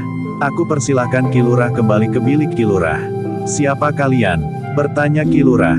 Kami adalah pengawal keselamatan Ki Lurah. Jawab pemimpin prajurit itu. Ki Lurah mengangguk-angguk. Ternyata ia tidak membantah. Ia pun kemudian berjalan menuju ke biliknya. Ketika ia menutup pintu bilik itu, maka ia pun berkata, jangan ganggu aku lagi. Aku ingin beristirahat. Baik Ki Lurah, kami akan menjalankan segala perintah, jawab pemimpin prajurit itu. Bagus, kelak kau akan aku angkat menjadi lurah prajurit. Terima kasih Ki Lurah. Ki Lurah telah menutup pintu biliknya sendiri dari dalam.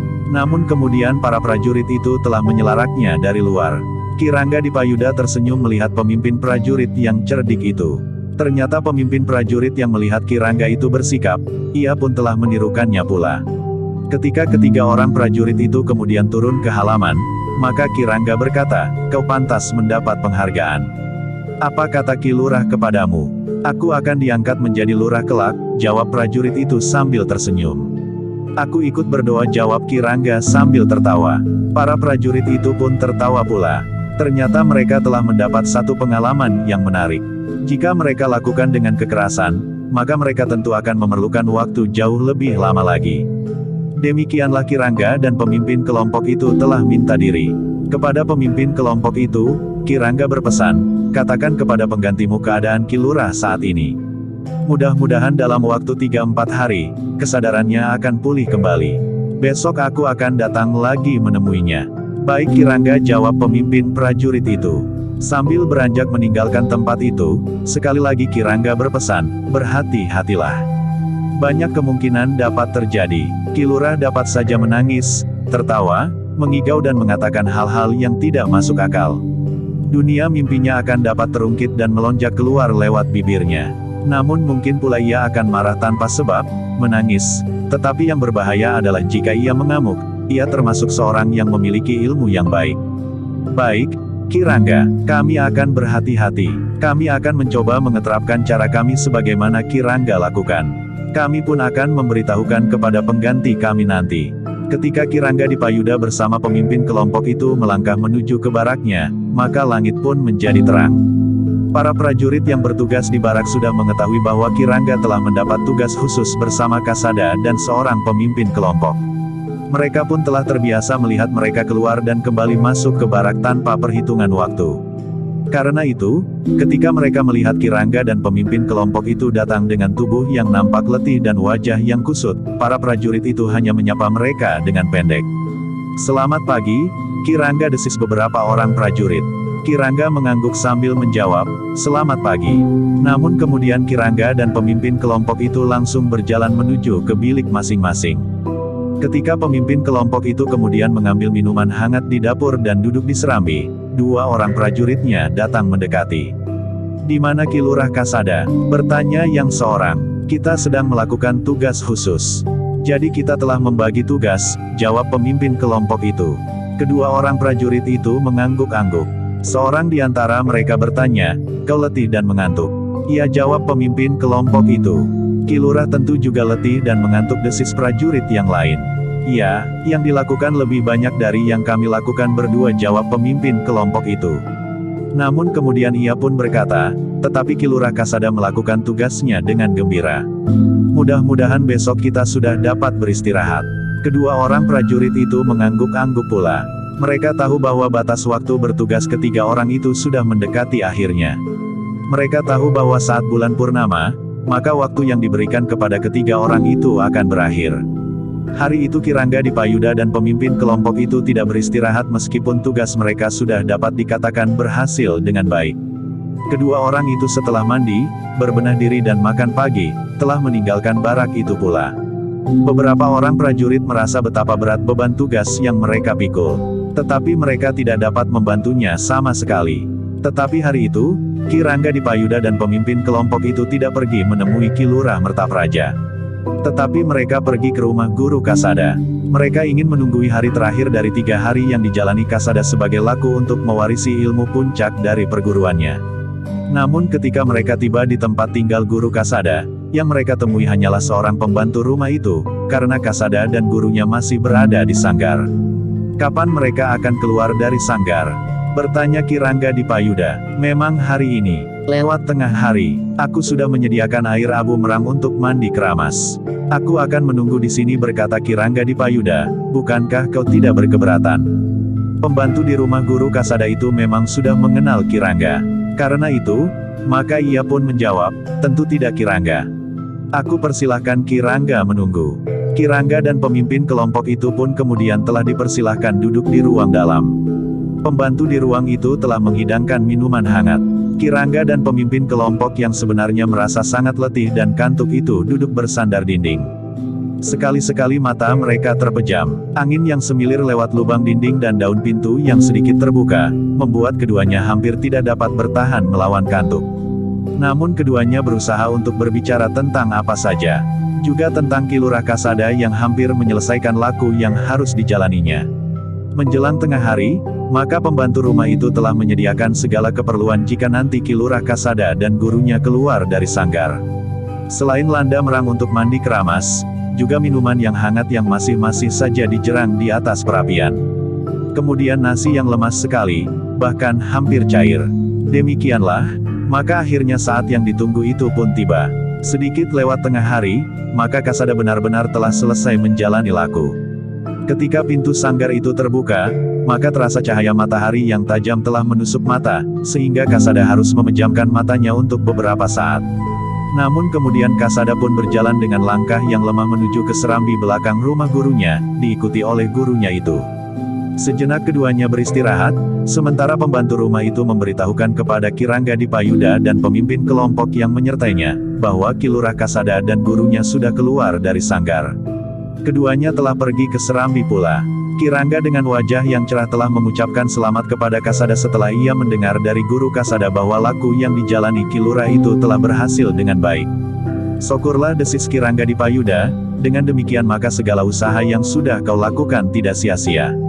Sekarang, Kasada telah memiliki segalanya yang aku miliki, berkata gurunya, namun pengembangan selanjutnya terserah kepada Kasada sendiri.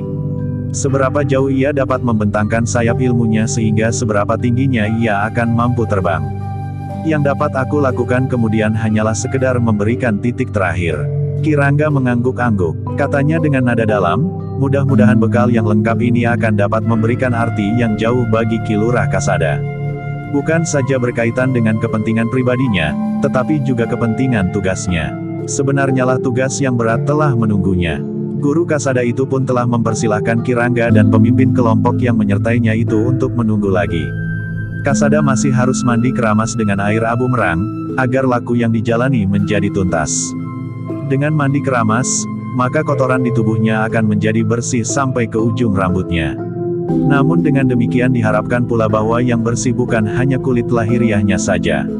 Ilmu yang telah dikuasainya, akan dapat menjadi ilmu yang bersih pula. Terutama pengamalannya. Beberapa saat Kirangga menunggu. Ki Lurah Kasada lah yang mandi lebih dahulu. Kemudian baru gurunya. Beberapa saat kemudian, berempat mereka duduk di pendapa. Pembantu rumah itu telah menghidangkan minuman hangat.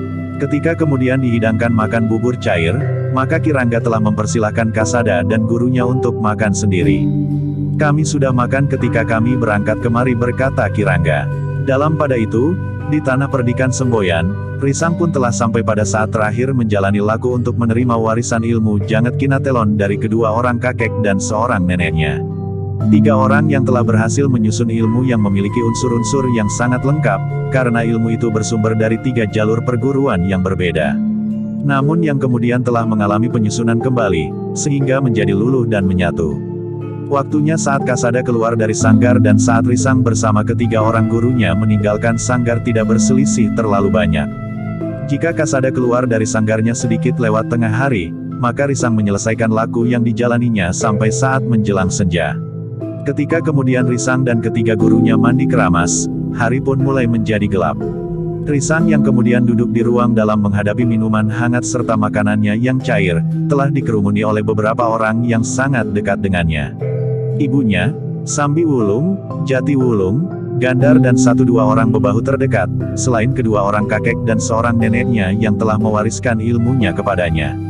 Pada saat yang demikian, ternyata Risang masih juga ingat kepada bibi yang tidak sempat menyaksikan Risang mewarisi ilmu terbaik dari kakek dan neneknya itu. Bibi akan bergembira sekali, jika ia sempat menyaksikannya, desis Risang di luar sadarnya. Bibi telah mengalami hal yang terbaik bagi dirinya, Risang, berkata ibunya. Risang mengangguk-angguk, tetapi ia tidak menjawab. Demikianlah, pada hari yang sama, Risang dan adiknya, Kasada, 2 orang anak muda yang bersaudara seayah tetapi berlainan ibu itu telah bersama-sama menerima warisan ilmu tertinggi dari perguruan masing-masing. Tanpa ada yang menyusun rencana itu, namun demikianlah yang telah terjadi. Di Pajang, Kirangga Dipayuda dan pemimpin kelompok yang menunggui saat-saat Kasada keluar dari sanggarnya itu, kemudian telah menceritakan serba sedikit tentang keberhasilan mereka pula. Pada saat-saat Kasada dan gurunya meneguk minuman serta menghirup makanannya yang cair, Kirangga berkata, kita hampir mendapatkan apa yang kita inginkan, sesuai dengan tugas yang dibebankan kepada kita. Syukurlah, desis, tetapi aku tidak termasuk orang yang ikut berhasil mendapatkan keterangan dari Kirangga Mertapraja. Tentu kau juga termasuk diantaranya, berkata Kirangga, kau mulai dari permulaan sekali. Kau telah ikut menyusun suasana kejiwaan Ki Lurah Mertapraja. Apa yang kami lakukan kemudian hanyalah sekedar untuk mematangkannya. Ki Lurah Kasada mengangguk-angguk kecil. Dengan nada dalam ia pun kemudian bertanya, apakah ada perintah lain dari Ki Tumenggung? Aku belum memberikan laporan tentang sedikit keberhasilan kita. Bukankah kita masih mempunyai waktu? Sementara itu, kita akan sempat beristirahat, meskipun kita masih harus mengunjungi Ki Lurah Mertapraja. Kasada menarik nafas dalam-dalam. Ternyata Kirangga telah membantunya dengan bersungguh-sungguh. Bahkan Kasada merasa bahwa bantuan yang diberikan oleh Kirangga Dipayuda itu jauh lebih besar dari sekedar seorang pemimpin kepada bawahannya. Malam itu, betapapun letihnya, Kasada berniat untuk kembali ke barak. Sudah beberapa hari ia tidak nampak sama sekali berada di baraknya sehingga mungkin akan dapat menimbulkan pertanyaan bagi beberapa orang prajuritnya atau juga para pandega yang lain. Sebenarnya, Ki Ajar Paguhan masih mencoba untuk menahannya. Gurunya itu minta agar Kasada beristirahat setidaknya semalam di rumahnya. Namun Kasada berkeras untuk kembali saja ke baraknya bersama Ki Rangga dan pemimpin kelompoknya. Ki Lurah masih mempunyai banyak waktu, berkata pemimpin kelompok itu. Aku sudah terlalu lama tidak nampak di barak, jawab Kasada. Sementara itu, Ki Rangga setiap hari tentu ada di barak meskipun hanya sebentar. Demikian pula kau sendiri. Tetapi sampai saat ini masih tidak tumbuh kecurigaan sama sekali, berkata Ki Rangga Dipayuda. Namun Kasada itu berkata, bukankah di barak aku juga dapat beristirahat sepenuhnya? Semalam suntuk aku akan tidur nyenyak. Besok keadaanku akan menjadi lebih baik. Bukankah besok aku dapat kemari lagi untuk beristirahat sehari penuh? Ki Rangga mengangguk-angguk sambil berkata, baiklah. Tetapi masalahnya, dalam keadaan letih sekarang ini kau harus berjalan sampai ke barak. Kita dapat berjalan-jalan sambil menghirup udara menjelang gelap. Mudah-mudahan tubuhku justru menjadi segar, berkata Kasada kemudian. Ki Ajar Paguhan dan Ki Rangga tidak mencegahnya lagi. Kasada sendiri agaknya memang segera ingin berada di baraknya yang sudah setidak-tidaknya 3 hari 3 malam tidak dijenguknya sama sekali. Malam itu, Kasada benar-benar telah kembali ke baraknya bersama Ki Rangga dan pemimpin kelompok yang menyertainya. Para prajurit yang bertugas melihat betapa Kasada nampak letih sekali. Langkahnya bahkan seakan-akan telah menjadi gontai. Sebenarnya lah malam itu Kasada benar-benar beristirahat. Ketika ia kemudian langsung menuju ke pembaringannya setelah membersihkan diri, maka tidak seorang pun yang mengganggunya. Para prajurit dan pemimpin kelompok yang lain mengira bahwa Kasada menjadi letih setelah bekerja keras dalam tugas khususnya. Semalam suntuk Kasada benar-benar tidur dengan nyenyak. Bahkan Ki Rangga dan pemimpin kelompok yang ikut dalam tugas khusus itu pun tidur dengan nyenyak pula. Ketika kemudian matahari terbit, maka Kasada telah merasa menjadi semakin segar. Setelah mandi dan makan pagi, maka bersama Ki Rangga dan pemimpin kelompok yang ditunjuk menyertainya itu pun telah meninggalkan barak pula. Tetapi seperti yang direncanakan, mereka pergi ke rumah guru Kasada. Bertiga mereka memang sempat beristirahat sepenuhnya di rumah itu. Mereka berbincang tentang berbagai macam hal. Tentang ilmu yang diwarisi oleh Ki Lurah Kasada, tentang hubungan yang suram antara Pajang dan Madiun, dan bahkan tentang Kasada sendiri. Sekali-sekali gurunya memang dengan sengaja menyentuh umur Kasada yang menjadi semakin merambat, sementara kedudukannya yang sudah pantas untuk mulai dengan hidup berkeluarga. Kasada sendiri justru merasa segan untuk menanggapinya. Bahkan ia sudah berusaha untuk memindahkan arah pembicaraan itu dengan persoalan-persoalan yang tengah berkembang. Khususnya tentang Ki Lurah Mertapraja. Nanti kita akan melihatnya, berkata Ki Rangga Dipayuda. Mudah-mudahan kita benar-benar dapat menyelesaikan tugas kita sebagaimana dituntut oleh perintah Ki Tumenggung Jayayuda. Namun ternyata Ki Rangga masih belum mengatakan pengakuan Ki Lurah Mertapraja. Bagaimanapun juga, ia masih tetap membatasi diri untuk tidak mengatakan terlalu banyak di hadapan Ki Ajar Paguhan. Karena Ki Ajar adalah bukan bagian dari para prajurit yang mendapat tugas khusus dari Ki Tumenggung Jayayuda, meskipun Ki Ajar itu adalah guru Ki Lurah Kasada. Agaknya Kasada sendiri juga menyadari, sehingga ia tidak bertanya lebih jauh tentang hasil pembicaraan Ki Rangga dengan Ki Lurah Mertapraja. Sampai lewat tengah hari mereka bertiga tidak beranjak dari rumah guru Kasada itu. Bahkan mereka telah makan siang di rumah itu pula. Baru menjelang sore, Ki Rangga Dipayuda telah mengajak Ki Lurah Kasada untuk melihat keadaan Ki Lurah Mertapraja. Demikian mereka meninggalkan rumah guru Kasada, mereka pun sekaligus minta diri. Dari tempat tahanan Ki Lurah Mertapraja, mereka akan langsung kembali ke barak. Ketika ketiga orang itu sampai di tempat tahanan Ki Lurah Mertapraja, maka para prajurit yang bertugas pun segera membuka pintu ruang tahanannya. Mereka melihat Ki Mertapraja masih tertidur nyenyak. Namun seperti biasanya, jika Ki Rangga datang, maka Ki Lurah itu harus dibangunkannya. Dengan malas Ki Lurah itu menggeliat. Beberapa kali tubuhnya diguncang, namun Ki Lurah hanya berputar-putar saja dan kembali memejamkan matanya. Sudahlah, berkata Ki Rangga, biarlah aku berbicara di dalam ruang tahanannya. Para prajurit itu termangu-mangu. Ki Rangga nampaknya jauh lebih lunak sikapnya dari beberapa hari yang lalu. Sejak Ki Lurah Mertapraja mulai terganggu kesadarannya, para prajurit itu pun kemudian telah meninggalkan bilik Ki Lurah, Sementara Kirangga, Kilurah Kasada dan pemimpin kelompok yang menyertainya, tetap tinggal di dalam. Demikian para prajurit itu pergi, maka Kirangga pun berkata, "Kilurah, kami telah datang kembali menghadap." Kilurah Mertapraja yang masih memejamkan matanya itu terkejut. Tiba-tiba saja ia pun bangkit dan bertanya, "Siapakah kalian bertiga, hei? Bukankah kami telah mendapat perintah Kilurah untuk menyelesaikan persoalan Kilurah dengan perguruan Wukir Gading?" "Tentang apa?" desak Kilurah. "Apakah Kilurah sudah lupa?" bertanya Kirangga. "Bukankah telah terjadi kemelut di perguruan Wukir Gading? Paman Kilurah terluka parah, sedang guru dari Paman Kilurah itu terbunuh dalam kemelut berdarah itu. Apa yang aku perintahkan kepada kalian?" bertanya Kilurah Mertapraja. "Menyelamatkan Paman Kilurah dan harta benda perguruan Wukir Gading di Padukuhan Salam. Terutama bagi penyelamatan dan pengobatan Paman Kilurah itu," jawab Kirangga. Kilurah Mertapraja memandang Kirangga dengan mata yang menjadi merah. Dengan geram ia bertanya, "Siapa yang mengatakan kepada kalian? Kilurah telah memberikan perintah kepada kami," jawab Kirangga. "Ternyata kalian masih saja berusaha memeras aku, hei," bentak Kilurah pula. "Bukankah kau utusan orang-orang Pajang yang sering datang kemari?" Kilurah agaknya terlalu letih, sehingga penalaran Kilurah menjadi agak terganggu. "Tidak, penalaranku utuh." "Hei, apakah kau melihat sesuatu yang tidak wajar padaku?" bertanya Kilurah. "Aku hanya melihat Kilurah terlalu letih," jawab Kirangga dipayuda. "Ya, aku memang terlalu letih," jawab Kilurah sambil menundukkan kepalanya. Lalu katanya, "Banyak sekali tugas yang masih harus aku selesaikan." Kilurah berkata, "Kirangga, kami datang untuk mohon diri, kami ingin segera berangkat ke Madiun untuk mencari Paman Kilurah." Tetapi sampai saat ini Kilurah masih belum menyebut di mana tempat tinggal Paman Kilurah. "Kau memang dungu," geram Kilurah, "tetapi untuk apa kau cari pamanku?" "Kilurah memerintahkan kami menyelamatkan Paman Kilurah. Tetapi dengan janji, bahwa jika Kilurah kelak menjadi adipati di Madiun, maka kami akan mendapat kedudukan yang lebih baik dari kedudukan kami sekarang." Kilurah nampak merenung. Lalu katanya, "Jika terjadi pergolakan di perguruan itu lagi," Kilurah itu termangu-mangu sejenak. Namun kemudian ia pun berteriak, "Cari pamanku sampai ketemu. Jika tidak, maka jangan berharap untuk mendapat kedudukan yang lebih baik di Madiun." Kirangga mengangguk-angguk kecil. Menurut pengamatannya, kesadaran Kilurah masih belum menjadi lebih baik.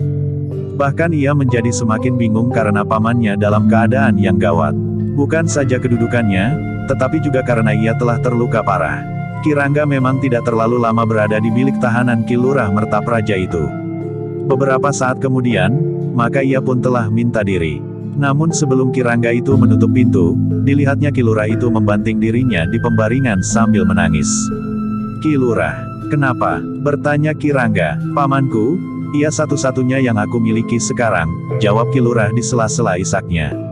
Kirangga yang hampir meninggalkan bilik itu melangkah kembali mendekatinya sambil berkata, "Kilurah, aku akan berusaha untuk menemukan Paman Kilurah sejauh kemampuanku. Mudah-mudahan aku dapat membawanya kepada Kilurah kelak." "Terima kasih," berkata Kilurah Mertapraja, "jika kau dapat membawa Paman kepadaku serta menyembuhkannya, ambil semua harta benda dan pusaka-pusaka itu. Semuanya akan tidak berharga dibandingkan dengan jiwa Paman. Juga kedudukan adipati itu. Jika aku harus memilih, maka aku akan memilih keselamatan Paman daripada apapun juga."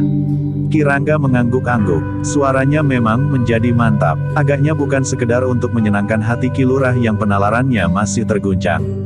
Tetapi terasa getaran kesungguhan kata-kata Kirangga, "Percayalah. Aku akan berusaha. Namun tentu di dalam batas keterbatasanku." Kilurah mengangguk-angguk. Namun ia masih saja nampak sangat sedih. Demikianlah, maka sejenak kemudian Kirangga, Kasada dan pemimpin kelompok yang menyertainya telah keluar dari dalam bilik itu. Para prajurit yang bertugas telah menyelarak pintu biliknya. Seorang di antara mereka bertanya, "Kenapa Kilurah menangis?" Ia dapat menangis dan tertawa bersama-sama. Syarafnya memang sedang terganggu. Ia dapat berbuat apa saja di luar dugaan kita. Karena itu, maka sekali lagi aku berpesan, berhati-hatilah menanggapi sikapnya. Tetapi aku juga berpesan sekali lagi, sejauh mungkin hindari kekerasan. "Baik Kirangga," jawab prajurit itu. Demikianlah, maka Kirangga bersama Kilurah Kasada dan pemimpin kelompok yang menyertainya, segera minta diri. Di sepanjang jalan, Maka Kirangga itu sempat membuat penilaian tersendiri atas Ki Lurah Mertapraja. Menurut pendapatku, Ki Lurah bukan seorang yang terlalu jahat, desis Kirangga. Ia memang mempunyai keinginan dan cita-cita yang tinggi. Bahkan terlalu tinggi. Tetapi semuanya itu agaknya tidak timbul dari dasar hatinya. Agaknya pamannya lah yang telah mendorongnya untuk membuat langkah-langkah panjang yang kurang diperhitungkan sebaik-baiknya. Ya Kirangga, sahut Kasada, Ki Lurah Mertapraja agaknya sangat tergantung kepada pamannya.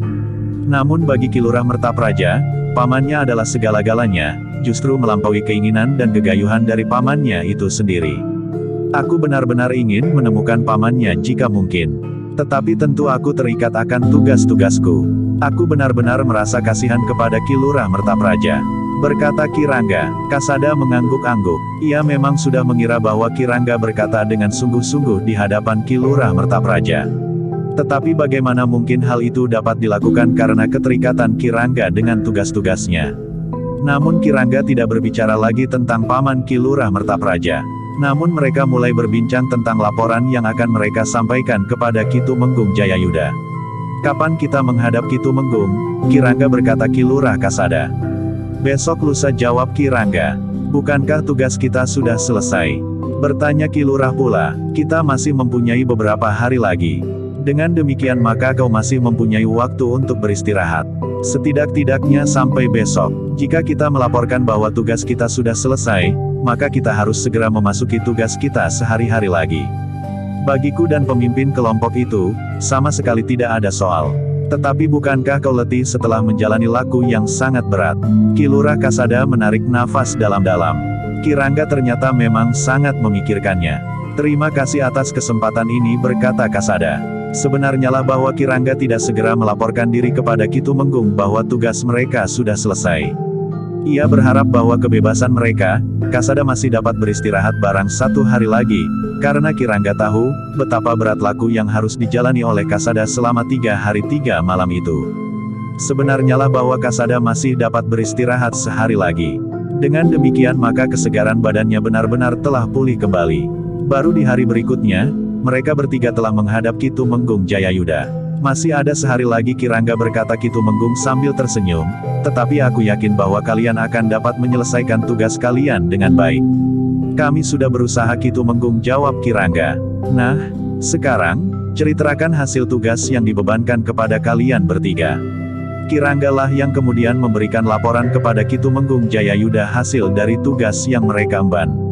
Ki Tumenggung Jayayuda mengangguk-angguk. Dengan nada dalam ia berkata, terima kasih Kirangga. Laporan Kirangga akan aku teruskan. Adapun kelanjutannya, terserah kepada para pemimpin di Pajang. Apakah mereka menganggap bahwa harta benda itu penting sehingga harus diselamatkan, atau harus dibinasakan asal tidak dapat dipergunakan oleh orang-orang Wukir Gading? Jika harta benda itu sempat jatuh ke tangan Madiun, maka akan sangat berarti bagi mereka. Justru dalam saat ketegangan antara Madiun dan Pajang menjadi semakin memanas, Ki Tumenggung Jayayuda mengangguk-angguk. Katanya, kita tidak tahu seberapa banyak jumlah harta benda itu sebenarnya. Kita memang dapat mengirimkan sekelompok orang untuk melihatnya. Tetapi apakah usaha itu sesuai dengan nilai dari harta benda itu? Tentu saja kita tidak akan memberikan pengorbanan yang terlalu besar dengan sasaran yang tidak pasti. Kirangga mengangguk-angguk. Namun sebenarnya lah bahwa tugas yang dibebankan kepadanya adalah untuk mengetahui di mana harta benda itu disembunyikan. Namun sebelumnya Kirangga memang pernah mengatakan kepada Ki Tumenggung, bahwa harta benda itu telah menyebabkan orang-orang Wukir Gading berusaha untuk membebaskan Ki Lurah Mertapraja dengan cara apapun juga. Bahkan mungkin tidak hanya satu pihak. Pihak yang lain pun telah berusaha pula untuk berbuat demikian. Bahkan mungkin usaha untuk menculik orang-orang penting masih akan dilakukan untuk dipertaruhkan dengan Ki Lurah Mertapraja. Bahkan Kirangga telah mengulangi pendapatnya itu pula. Dengan sungguh-sungguh Kirangga itu pun berkata selanjutnya, jika Ki Lurah jatuh ke tangan mereka, aku Ki Lurah tentu akan mengalami kesulitan, ia akan dapat menderita lahir dan batinnya. Sebenarnya lah yang penting bagi mereka bukan Ki Lurah Mertapraja itu sendiri, tetapi harta benda yang tersimpan. Bahkan mungkin setelah harta benda itu diketemukan, maka Ki Lurah dan pamannya akan dihabisi oleh orang-orang itu. Ki Tumenggung mengangguk-angguk. Katanya, baiklah, semua keterangan Kirangga akan aku sampaikan. Demikianlah Kirangga telah memberikan keterangan, penjelasan, bahkan pendapat-pendapat kepada Ki Tumenggung. Namun segala sesuatunya memang terserah kepada para pemimpin di Pajang. Sebenarnya lah bahwa Ki Tumenggung tidak menunda-nunda laporan yang diterimanya dari Ki Rangga di Payuda. Hari itu juga Ki Tumenggung telah menghadap untuk menyampaikan laporan itu. Ternyata perintah yang diterima langsung dari Pangeran Gagak Baning adalah, selamatkan harta benda itu. Jika tidak mungkin, singkirkan. Jika juga tidak mungkin karena beberapa macam alasan maka harta benda itu harus dihancurkan sehingga tidak akan dapat dimanfaatkan lagi oleh siapapun. Perintah itu merupakan perintah yang tegas. Namun Ki Tumenggung menyadari, bahwa tugas itu adalah tugas yang berat. Harus ada sekelompok orang yang menyusup ke Madiun, menemukan bukit kecil di Padukuhan Salam. Sementara itu masih ada satu nama lagi yang harus mereka ingat, yaitu Ki Remeng yang semula seorang pekatik, yang diserahi tanggung jawab untuk mengurus dan mengawasinya. Tetapi Ki Tumenggung pun yakin, bahwa orang itu tentu orang yang berilmu tinggi. Namun perintah itu harus dijalankan, meskipun bukan berarti bahwa Ki Tumenggung sendiri harus pergi ke Madiun. Hari itu juga Ki Tumenggung telah memanggil Ki Rangga di Payuda untuk menghadap. Ki Tumenggung segera ingin membicarakan perintah yang telah diterimanya langsung dari Pangeran Gagak Baning itu. Ki Rangga memang menjadi berdebar-debar mendengar perintah itu. Tetapi Ki Rangga memang sudah menduga, bahkan jika Ki Rangga diminta pendapatnya, maka ia akan mengusulkan sebagaimana perintah itu. Namun persoalannya kemudian, siapakah yang akan mendapat perintah untuk melakukannya? Ki Rangga berkata Ki Tumenggung kemudian, sudah tentu bahwa aku sendiri tidak akan dapat melakukan perintah itu langsung. Aku tidak dapat meninggalkan barak ini untuk waktu yang tidak terbatas. Karena itu, maka perintah ini sekali lagi aku limpahkan kepada Ki Rangga sebagaimana perintah sebelumnya untuk mendapatkan keterangan tentang harta benda itu dari mulut Ki Lurah Mertapraja. Ki Rangga mengangguk-angguk. Hal itu pun sudah diduganya pula. Dan perintah selanjutnya pun seolah-olah telah dimengertinya. Ki Rangga dapat menunjuk siapapun yang pantas untuk melakukan tugas yang berat ini. Sudah tentu orang yang dapat dipercaya sepenuhnya, sehingga harta benda itu tidak akan dapat mengguncang tanggung jawabnya. Ki Rangga mengangguk-angguk. Sementara itu terdengar suara Ki Tumenggung agak ragu, terserah kepada Ki Rangga, apakah Ki Rangga sendiri akan berangkat atau tidak. Tetapi seumur Ki Rangga, tugas ini memang akan terasa sangat berat. Ki Rangga termangu-mangu sejenak. Ternyata Ki Tumenggung telah mempertimbangkan berbagai segi sebelum menjatuhkan perintahnya, termasuk tentang dirinya. Namun dalam pada itu, Ki Rangga itu pun bertanya, Ki Tumenggung, apakah tugas ini harus dipikul hanya oleh para prajurit Pajang atau aku diperkenankan untuk menunjuk 1-2 orang di luar lingkungan keprajuritan Pajang? Kenapa? Bertanya Ki Tumenggung, apakah di dalam lingkungan keprajuritan Pajang tidak ada orang yang sanggup melakukannya? Tidak, bukan begitu Ki Tumenggung, jawab Ki Rangga yang mempertimbangkan berbagai macam kepentingan. Aku masih belum berpikir dengan masak. Apa yang aku sampaikan ini hanya tiba-tiba saja terbersit di hati. Mungkin juga akan timbul pikiran lain yang tentu akan aku sampaikan kepada Ki Tumenggung untuk mendapatkan pertimbangan. Seandainya orang lain, siapakah yang akan kau tunjuk? Bertanya Ki Tumenggung. Hanya satu kemungkinan, berkata Ki Rangga kemudian, karena persoalan ini datang dari Tanah Perdikan Semboyan, maka apakah tidak sebaiknya aku kembali berhubungan dengan Tanah Perdikan Semboyan? Sampai sekarang masih ada orang-orang yang ditahan di Tanah Perdikan itu. Jika saja aku berusaha untuk mendapat keterangan lebih jauh. Lebih dari itu, biarlah orang-orang Tanah Perdikan menyaksikan harta benda itu sehingga tidak timbul dugaan, seolah-olah Pajang dengan sengaja telah mengambil harta benda itu dengan diam-diam. Justru di belakang punggung Tanah Perdikan Semboyan. Ki Tumenggung mengangguk-angguk, tetapi ia pun kemudian bertanya, apakah kau benar-benar yakin bahwa orang-orang serta para pemimpin Tanah Perdikan Semboyan dapat dipercaya? Aku yakin Ki Tumenggung. Aku sudah lama berhubungan dengan para pemimpinnya, terutama kepala Tanah Perdikan itu sendiri yang pernah menjadi prajuritku. Jawab Ki Rangga. Ki Tumenggung mengangguk-angguk pula. Kemudian katanya, aku akan mempertimbangkannya Ki Rangga. Tetapi di antara orang-orang yang bertugas itu, tanggung jawab utama terletak di tangan para prajurit. Tetapi bahwa kita tidak membelakangi Tanah Perdikan Semboyan justru karena persoalan ini merambat dari sana, akan aku pertimbangkan baik-baik. Aku menunggu perintah, Ki Tumenggung. Besok pagi-pagi aku minta Ki Rangga menemui aku. Setidak-tidaknya Ki Rangga dapat menyebut nama prajurit yang dapat ditunjuk untuk ikut melaksanakan tugas ini. Adapun susunan dan jumlahnya terserah kepada Ki Rangga pula. Baik Ki Tumenggung. Besok pagi aku akan menghadap, jawab Kirangga. Kirangga yang kemudian meninggalkan Kitumenggung Jayayuda telah memanggil Kasada untuk membicarakan perintah Kitumenggung itu. Kirangga juga minta pertimbangan Kasada untuk melakukan tugas ini dengan seseorang dari tanah perdikan Semboyan. Aku sependapat, Kirangga. Rasa-rasanya memang kurang baik untuk tidak mengajak mereka. Apalagi jika ada kesan bahwa kita melakukannya dengan diam-diam sehingga dapat menimbulkan prasangka bahwa kita tidak mempercayai mereka. Meskipun aku yakin, bahwa tanah perdikan Semboyan tidak mempunyai pamrih untuk memiliki atau setidak-tidaknya ikut memiliki harta benda itu. Jika mereka tersinggung tentu karena mereka merasa ditinggalkan. Kecuali jika mereka menyatakan tidak akan ikut campur atas kehendak mereka sendiri. Jawab Kasada. Karena itulah, maka Kirangga telah menunjuk Kasada untuk memimpin tugas yang dibebankan oleh Kitumenggung Jayayuda. Namun Kirangga itu pun berkata, aku telah berniat untuk ikut pergi ke Madiun. Rasa-rasanya aku ingin memenuhi janjiku untuk berusaha menemukan Paman Ki Lurah Mertapraja. Kasada termangu-mangu sejenak, namun kemudian ia pun berkata, apakah Kirangga sendiri akan berangkat? Aku sedang memikirkan kemungkinan itu. Akulah yang langsung mendapat perintah dari Kitumenggung meskipun Kitumenggung tidak mengatakan bahwa aku sendiri harus berangkat. Kirangga berkata Kasada, bukan maksudku untuk menengadahkan dada seakan-akan aku akan sanggup melakukan tugas dengan sempurna. Tetapi biarlah dalam tugas ini kami yang muda-muda sajalah yang melaksanakannya meskipun tetap di bawah tanggung jawab Kirangga. Jika persoalannya adalah janji Kirangga untuk membebaskan Paman Ki Lurah Mertapraja, maka biarlah aku berusaha untuk melakukannya. Tetapi karena hal ini tumbuh dari niatku sendiri dan tidak berhubungan dengan perintah Kirangga, tentu aku tidak dapat memerintahkan kepadamu untuk melakukannya. Kirangga memang tidak memerintahkan. Tetapi biarlah aku yang menyatakan diri untuk mengambil alih niat itu. Justru karena aku juga mengetahui keadaan Ki Lurah Mertapraja sehingga Kirangga telah tergugah untuk benar-benar berusaha mengambil Paman Ki Lurah itu.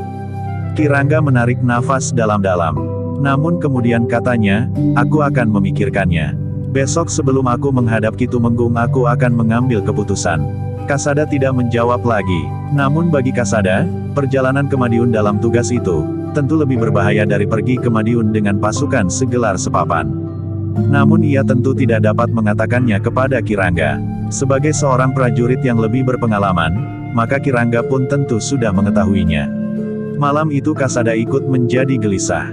Sementara itu, Kirangga pun tidak segera dapat tidur. Ia masih saja merasa bimbang, apakah ia akan berangkat atau tidak. Sementara itu, Kirangga pun juga masih harus menemukan 1-2 nama yang akan dapat pergi ke Madiun. Namun yang agak menenangkannya adalah, bahwa Kasada telah selesai menjalani laku untuk mewarisi ilmu perguruannya seutuhnya. Dengan demikian, maka bekal yang dimiliki Kasada tentu sudah cukup memadai. Jika ia menemui persoalan yang harus diatasinya dengan kekerasan, maka ia bukan lagi seorang yang lemah. Namun akhirnya Kirangga itu mengangguk-angguk sendiri. Ia telah menemukan satu langkah yang akan diambilnya. Ia akan memerintahkan Kasada pergi ke Madiun dengan pemimpin kelompok kepercayaannya itu. Kirangga akan menyertainya sampai ke tanah perdikan Semboyan. Ia akan berbicara dengan kepala tanah perdikan Semboyan itu. Jika diizinkan ia akan berbicara dengan orang yang dianggap dapat memberikan petunjuk tentang Ki Lurah Mertapraja. Sementara itu, terserah kepada kepala tanah perdikan Semboyan, apakah mereka akan mengirimkan orang untuk menyertai Kasada pergi ke Madiun atau tidak. Demikianlah, ketika Kirangga di pagi hari berikutnya sudah selesai berbenah diri, maka ia telah menyampaikan keputusannya itu kepada Kasada. Kasada mengangguk-angguk. Dengan nada berat ia bertanya, bukankah Kirangga akan berhenti di tanah perdikan Semboyan dan kemudian kembali ke Pajang? Ia jawab Kirangga, jika ada perkembangan pembicaraan di tanah perdikan, apakah Kirangga masih mungkin merubah sikap? Kirangga tersenyum. Ia mengerti bahwa Kasada mencemaskannya jika ia sendiri pergi ke Madiun. Meskipun tidak dikatakannya tetapi tersirat pada sikap dan nada kata-katanya. Karena itu, maka katanya, aku akan mencoba untuk tetap pada sikap itu. Kasada menarik nafas dalam-dalam. Namun ia menjawab, segala sesuatu tergantung kepada keputusan Kirangga. Baiklah, aku akan menghadap Kitumenggung untuk menyampaikan pendapatku. Mudah-mudahan Kitumenggung sependapat. Ketika hal itu kemudian disampaikan kepada Kitumenggung, maka ternyata Kitumenggung tidak berkeberatan. Bahkan Kitumenggung sempat memperingatkan Kirangga, bahwa ia memerlukan beberapa orang prajurit yang akan mengawalnya kembali dari tanah perdikan. Kirangga mengangguk-angguk. Katanya, baik Ki Tumenggung. Tetapi mereka tidak perlu mengetahui persoalan yang sebenarnya. Ya, yang mereka ketahui hanya sekedar mengawal Kirangga pergi dan kembali dari tanah perdikan Semboyan. Berkata Ki Tumenggung. Namun katanya selanjutnya, tetapi di tanah perdikan Semboyan, persoalan ini pun harus tetap menjadi rahasia jika Kasada ingin tugasnya berhasil baik. Dengan demikian, maka Ki Tumenggung pun telah memberikan perintah resmi kepada Kirangga untuk melakukan tugas rahasia. Bersama Kirangga akan berangkat pula Ki Lurah Kasada dan pemimpin kelompok yang sudah menyertainya pada tugas-tugas sebelumnya. Bahkan pada tugas-tugas lain yang terdahulu. Selain mereka, Ki Tumenggung juga memerintahkan 4 orang prajurit pilihan untuk mengawal Kirangga. Perintah selanjutnya akan diberikan oleh Kirangga. Para prajurit di barak itu memang bertanya-tanya, tugas apakah yang sebenarnya dilakukan oleh Kirangga. Tetapi kesadaran mereka sebagai prajurit telah mengekang mereka untuk tidak terlalu banyak bertanya. Mereka menyadari, bahwa apa yang harus dirahasiakan memang harus tetap dirahasiakan kepada siapapun yang tidak berkepentingan. Berdasarkan perintah itu, maka Kirangga pun segera membuat persiapan-persiapan. Sementara itu, Ki Tumenggung telah memberikan waktu tenggang selama 3 hari. Demikian segala persiapan pun telah dilakukan. Kirangga, Kasada dan pemimpin kelompok itu pun telah menyusun rencana sebaik-baiknya. Mereka juga telah memperhitungkan kemungkinan-kemungkinan yang dapat terjadi. Jika tanah perdikan Semboyan mengirimkan orangnya atau kemungkinan yang lain, jika tanah perdikan tidak mengirimkan orangnya. Jika tanah perdikan menyerahkan segala sesuatunya kepada kita, maka kami akan berangkat berdua Kirangga, berkata Ki Lurah Kasada. Namun katanya kemudian, tetapi aku yakin, bahwa tanah perdikan akan mengirimkan 1 atau 2 orang. Mereka mempunyai orang-orang berilmu tinggi yang akan dapat menyertai kami berdua. Sebelum mereka berangkat, Kirangga masih berusaha menemui Ki Lurah Mertapraja. Ki Lurah ternyata masih belum sepenuhnya menjadi tenang. Ki Lurah masih saja minta dengan sungguh-sungguh agar pamannya diselamatkan. Demikianlah, maka akhirnya waktu yang diberikan oleh Ki Tumenggung itu pun berlalu. Kirangga, Ki Lurah Kasada, pemimpin kelompok prajurit dalam kesatuan yang dipimpin oleh Kasada serta 4 orang prajurit pilihan telah dilepas dalam satu upacara khusus yang terbatas. Ketika kemudian matahari memanjat langit, sekelompok prajurit itu sudah berpacu sepanjang jalan bulak. Kirangga memang telah merencanakan untuk singgah sejenak di rumahnya untuk memberitahukan bahwa Kirangga akan bertugas ke tanah perdikan Semboyan. Tetapi waktu Kirangga memang sangat singkat. Namun para prajurit itu sempat minum minuman hangat dan makan beberapa potong makanan. Kirangga menarik nafas dalam-dalam ketika ia melihat Kasada dan Riris sempat berbicara dengan asyiknya. Mereka memang nampak semakin akrab sejak Kasada mendapat beberapa kesempatan mengunjungi rumah Kirangga. Jauh lebih sering dari Risang. Apalagi Kirangga sendiri sering berbicara panjang tentang Kasada, kelebihannya dan sifat-sifatnya yang baik dan menarik. Jangkung tidak berniat mengganggu keinginan ayahnya. Tetapi baginya, Risang masih lebih mantap dari Kasada. Terutama karena alur keluarga Risang yang lebih jelas dari Kasada. Tetapi Jangkung tidak mau memotong kebijaksanaan ayahnya, meskipun kadang-kadang ia masih juga berbicara kepada ibunya tentang sikapnya itu. Namun setiap kali Jangkung berbicara kepada ibunya, maka ibunya selalu saja minta agar Jangkung menurut saja keinginan ayahnya itu. Jika kau juga menyatakan keinginanmu, maka Riris akan dapat menjadi bingung. Biarlah ia menjatuhkan pilihan. Jika kemudian hubungannya dengan Kasada nampak lebih akrab, biarlah ia menilai sendiri. Tetapi jika kau turut mencampurinya, maka ia akan dapat menjadi bimbang lagi, sehingga akhirnya ia kehilangan keyakinan diri atas pilihannya. Jangkung memang mendengarkan pendapat ibunya itu. Ia pun tidak berniat mencampurinya tanpa diminta. Tetapi jika ia harus menjawab pertanyaan, maka ia akan tetap berdiri pada pendiriannya itu. Meskipun demikian, rasanya tergelitik juga ketika ia melihat hubungan Riris dan Kasada yang semakin dekat. Sekali-sekali Jangkung justru membayangkan, bagaimana Riris ketika secara khusus di tanah perdikan Semboyan saat Risang diwisuda. Riris seakan-akan dengan sengaja telah dipasang untuk mendampinginya. Tetapi sekarang yang duduk di sebelahnya adalah Kasada. Namun Jangkung tidak mengganggunya. Ia bahkan ikut menemui Kasada, berbincang, dan bergurau sejenak. Namun Jangkung itu pun berkata, "Maaf Kasada, aku terpaksa pergi sebentar. Aku sudah terlanjur membuat janji. Kau tentu tahu, bahwa hidupku agaknya memang harus ditopang oleh janji-janji." Kasada tertawa, ia tahu bahwa Jangkung akan membicarakan soal kuda dengan orang yang mungkin akan membeli atau menjual. Karena itu, maka katanya, silahkan. Janji memang untuk ditepati, apalagi janji yang memberikan harapan-harapan. Jangkung tertawa pula, lalu katanya, silahkan kalau kau akan membuat janji. Kasada masih saja tertawa, tetapi Riris justru telah memungut kerikil dan melempar Jangkung yang sudah menggerakkan kudanya. Tetapi Jangkung masih saja sambil tertawa meninggalkan halaman rumahnya di punggung kudanya. Jangkung memang sudah minta diri kepada ayahnya, bahwa ia akan membawa kudanya pada seorang yang akan membelinya.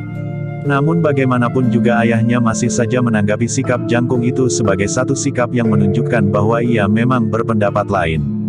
Jangkung benar-benar tidak mau mendengar keteranganku, desis Ki Rangga. Tetapi hatinya cukup lapang Ki Lurah, sahut Nyi Rangga yang kadang-kadang masih terbiasa memanggil suaminya Ki Lurah. Ia tahu menempatkan dirinya, ia tidak mau mengganggu sama sekali hubungan Riris dan Kasada. Tadi aku juga sempat melihat Kasada yang sedang bergurau dengan Jangkung.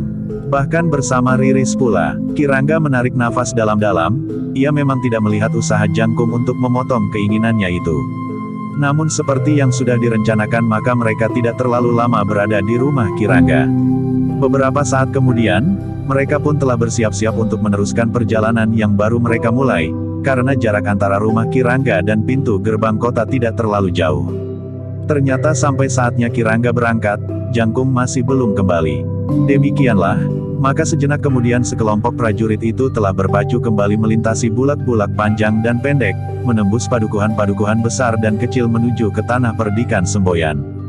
Di sepanjang jalan, Ki Rangga justru masih memikirkan sikap Jangkung. Bahkan rasa-rasanya Ki Rangga itu ingin berpesan kepada Kasada agar tidak berbicara tentang Riris selama mereka berada di tanah perdikan Semboyan. Namun Ki Rangga pun menjadi bimbang. Mungkin justru akan timbul persoalan di hati Kasada. Karena itu, maka Ki Rangga pun telah menahan dirinya dan berusaha untuk memusatkan perhatiannya kepada tugas yang diembannya bersama Kasada dan para prajurit yang lain.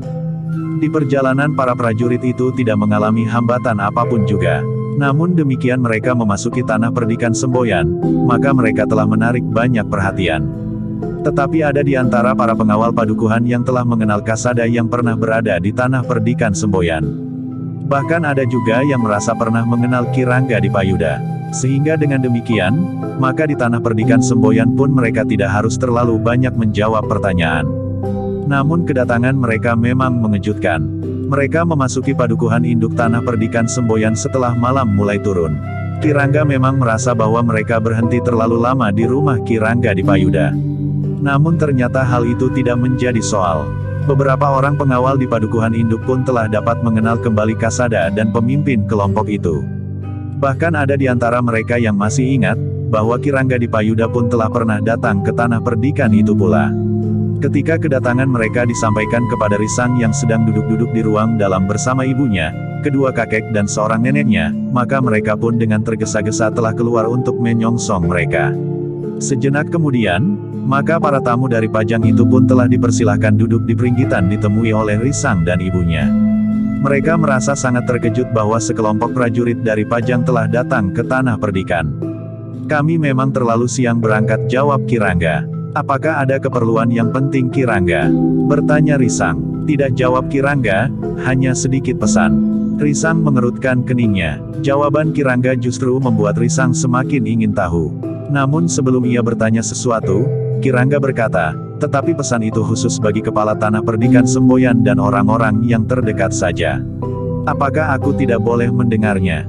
Bertanya Nyi Wiradana ragu-ragu. Tentu boleh, jawab Ki Rangga. Namun kemudian ia berpaling, sambil berkata kepada prajurit yang mengawalnya, pesan ini sangat pribadi. Bersambung ke jilid 57.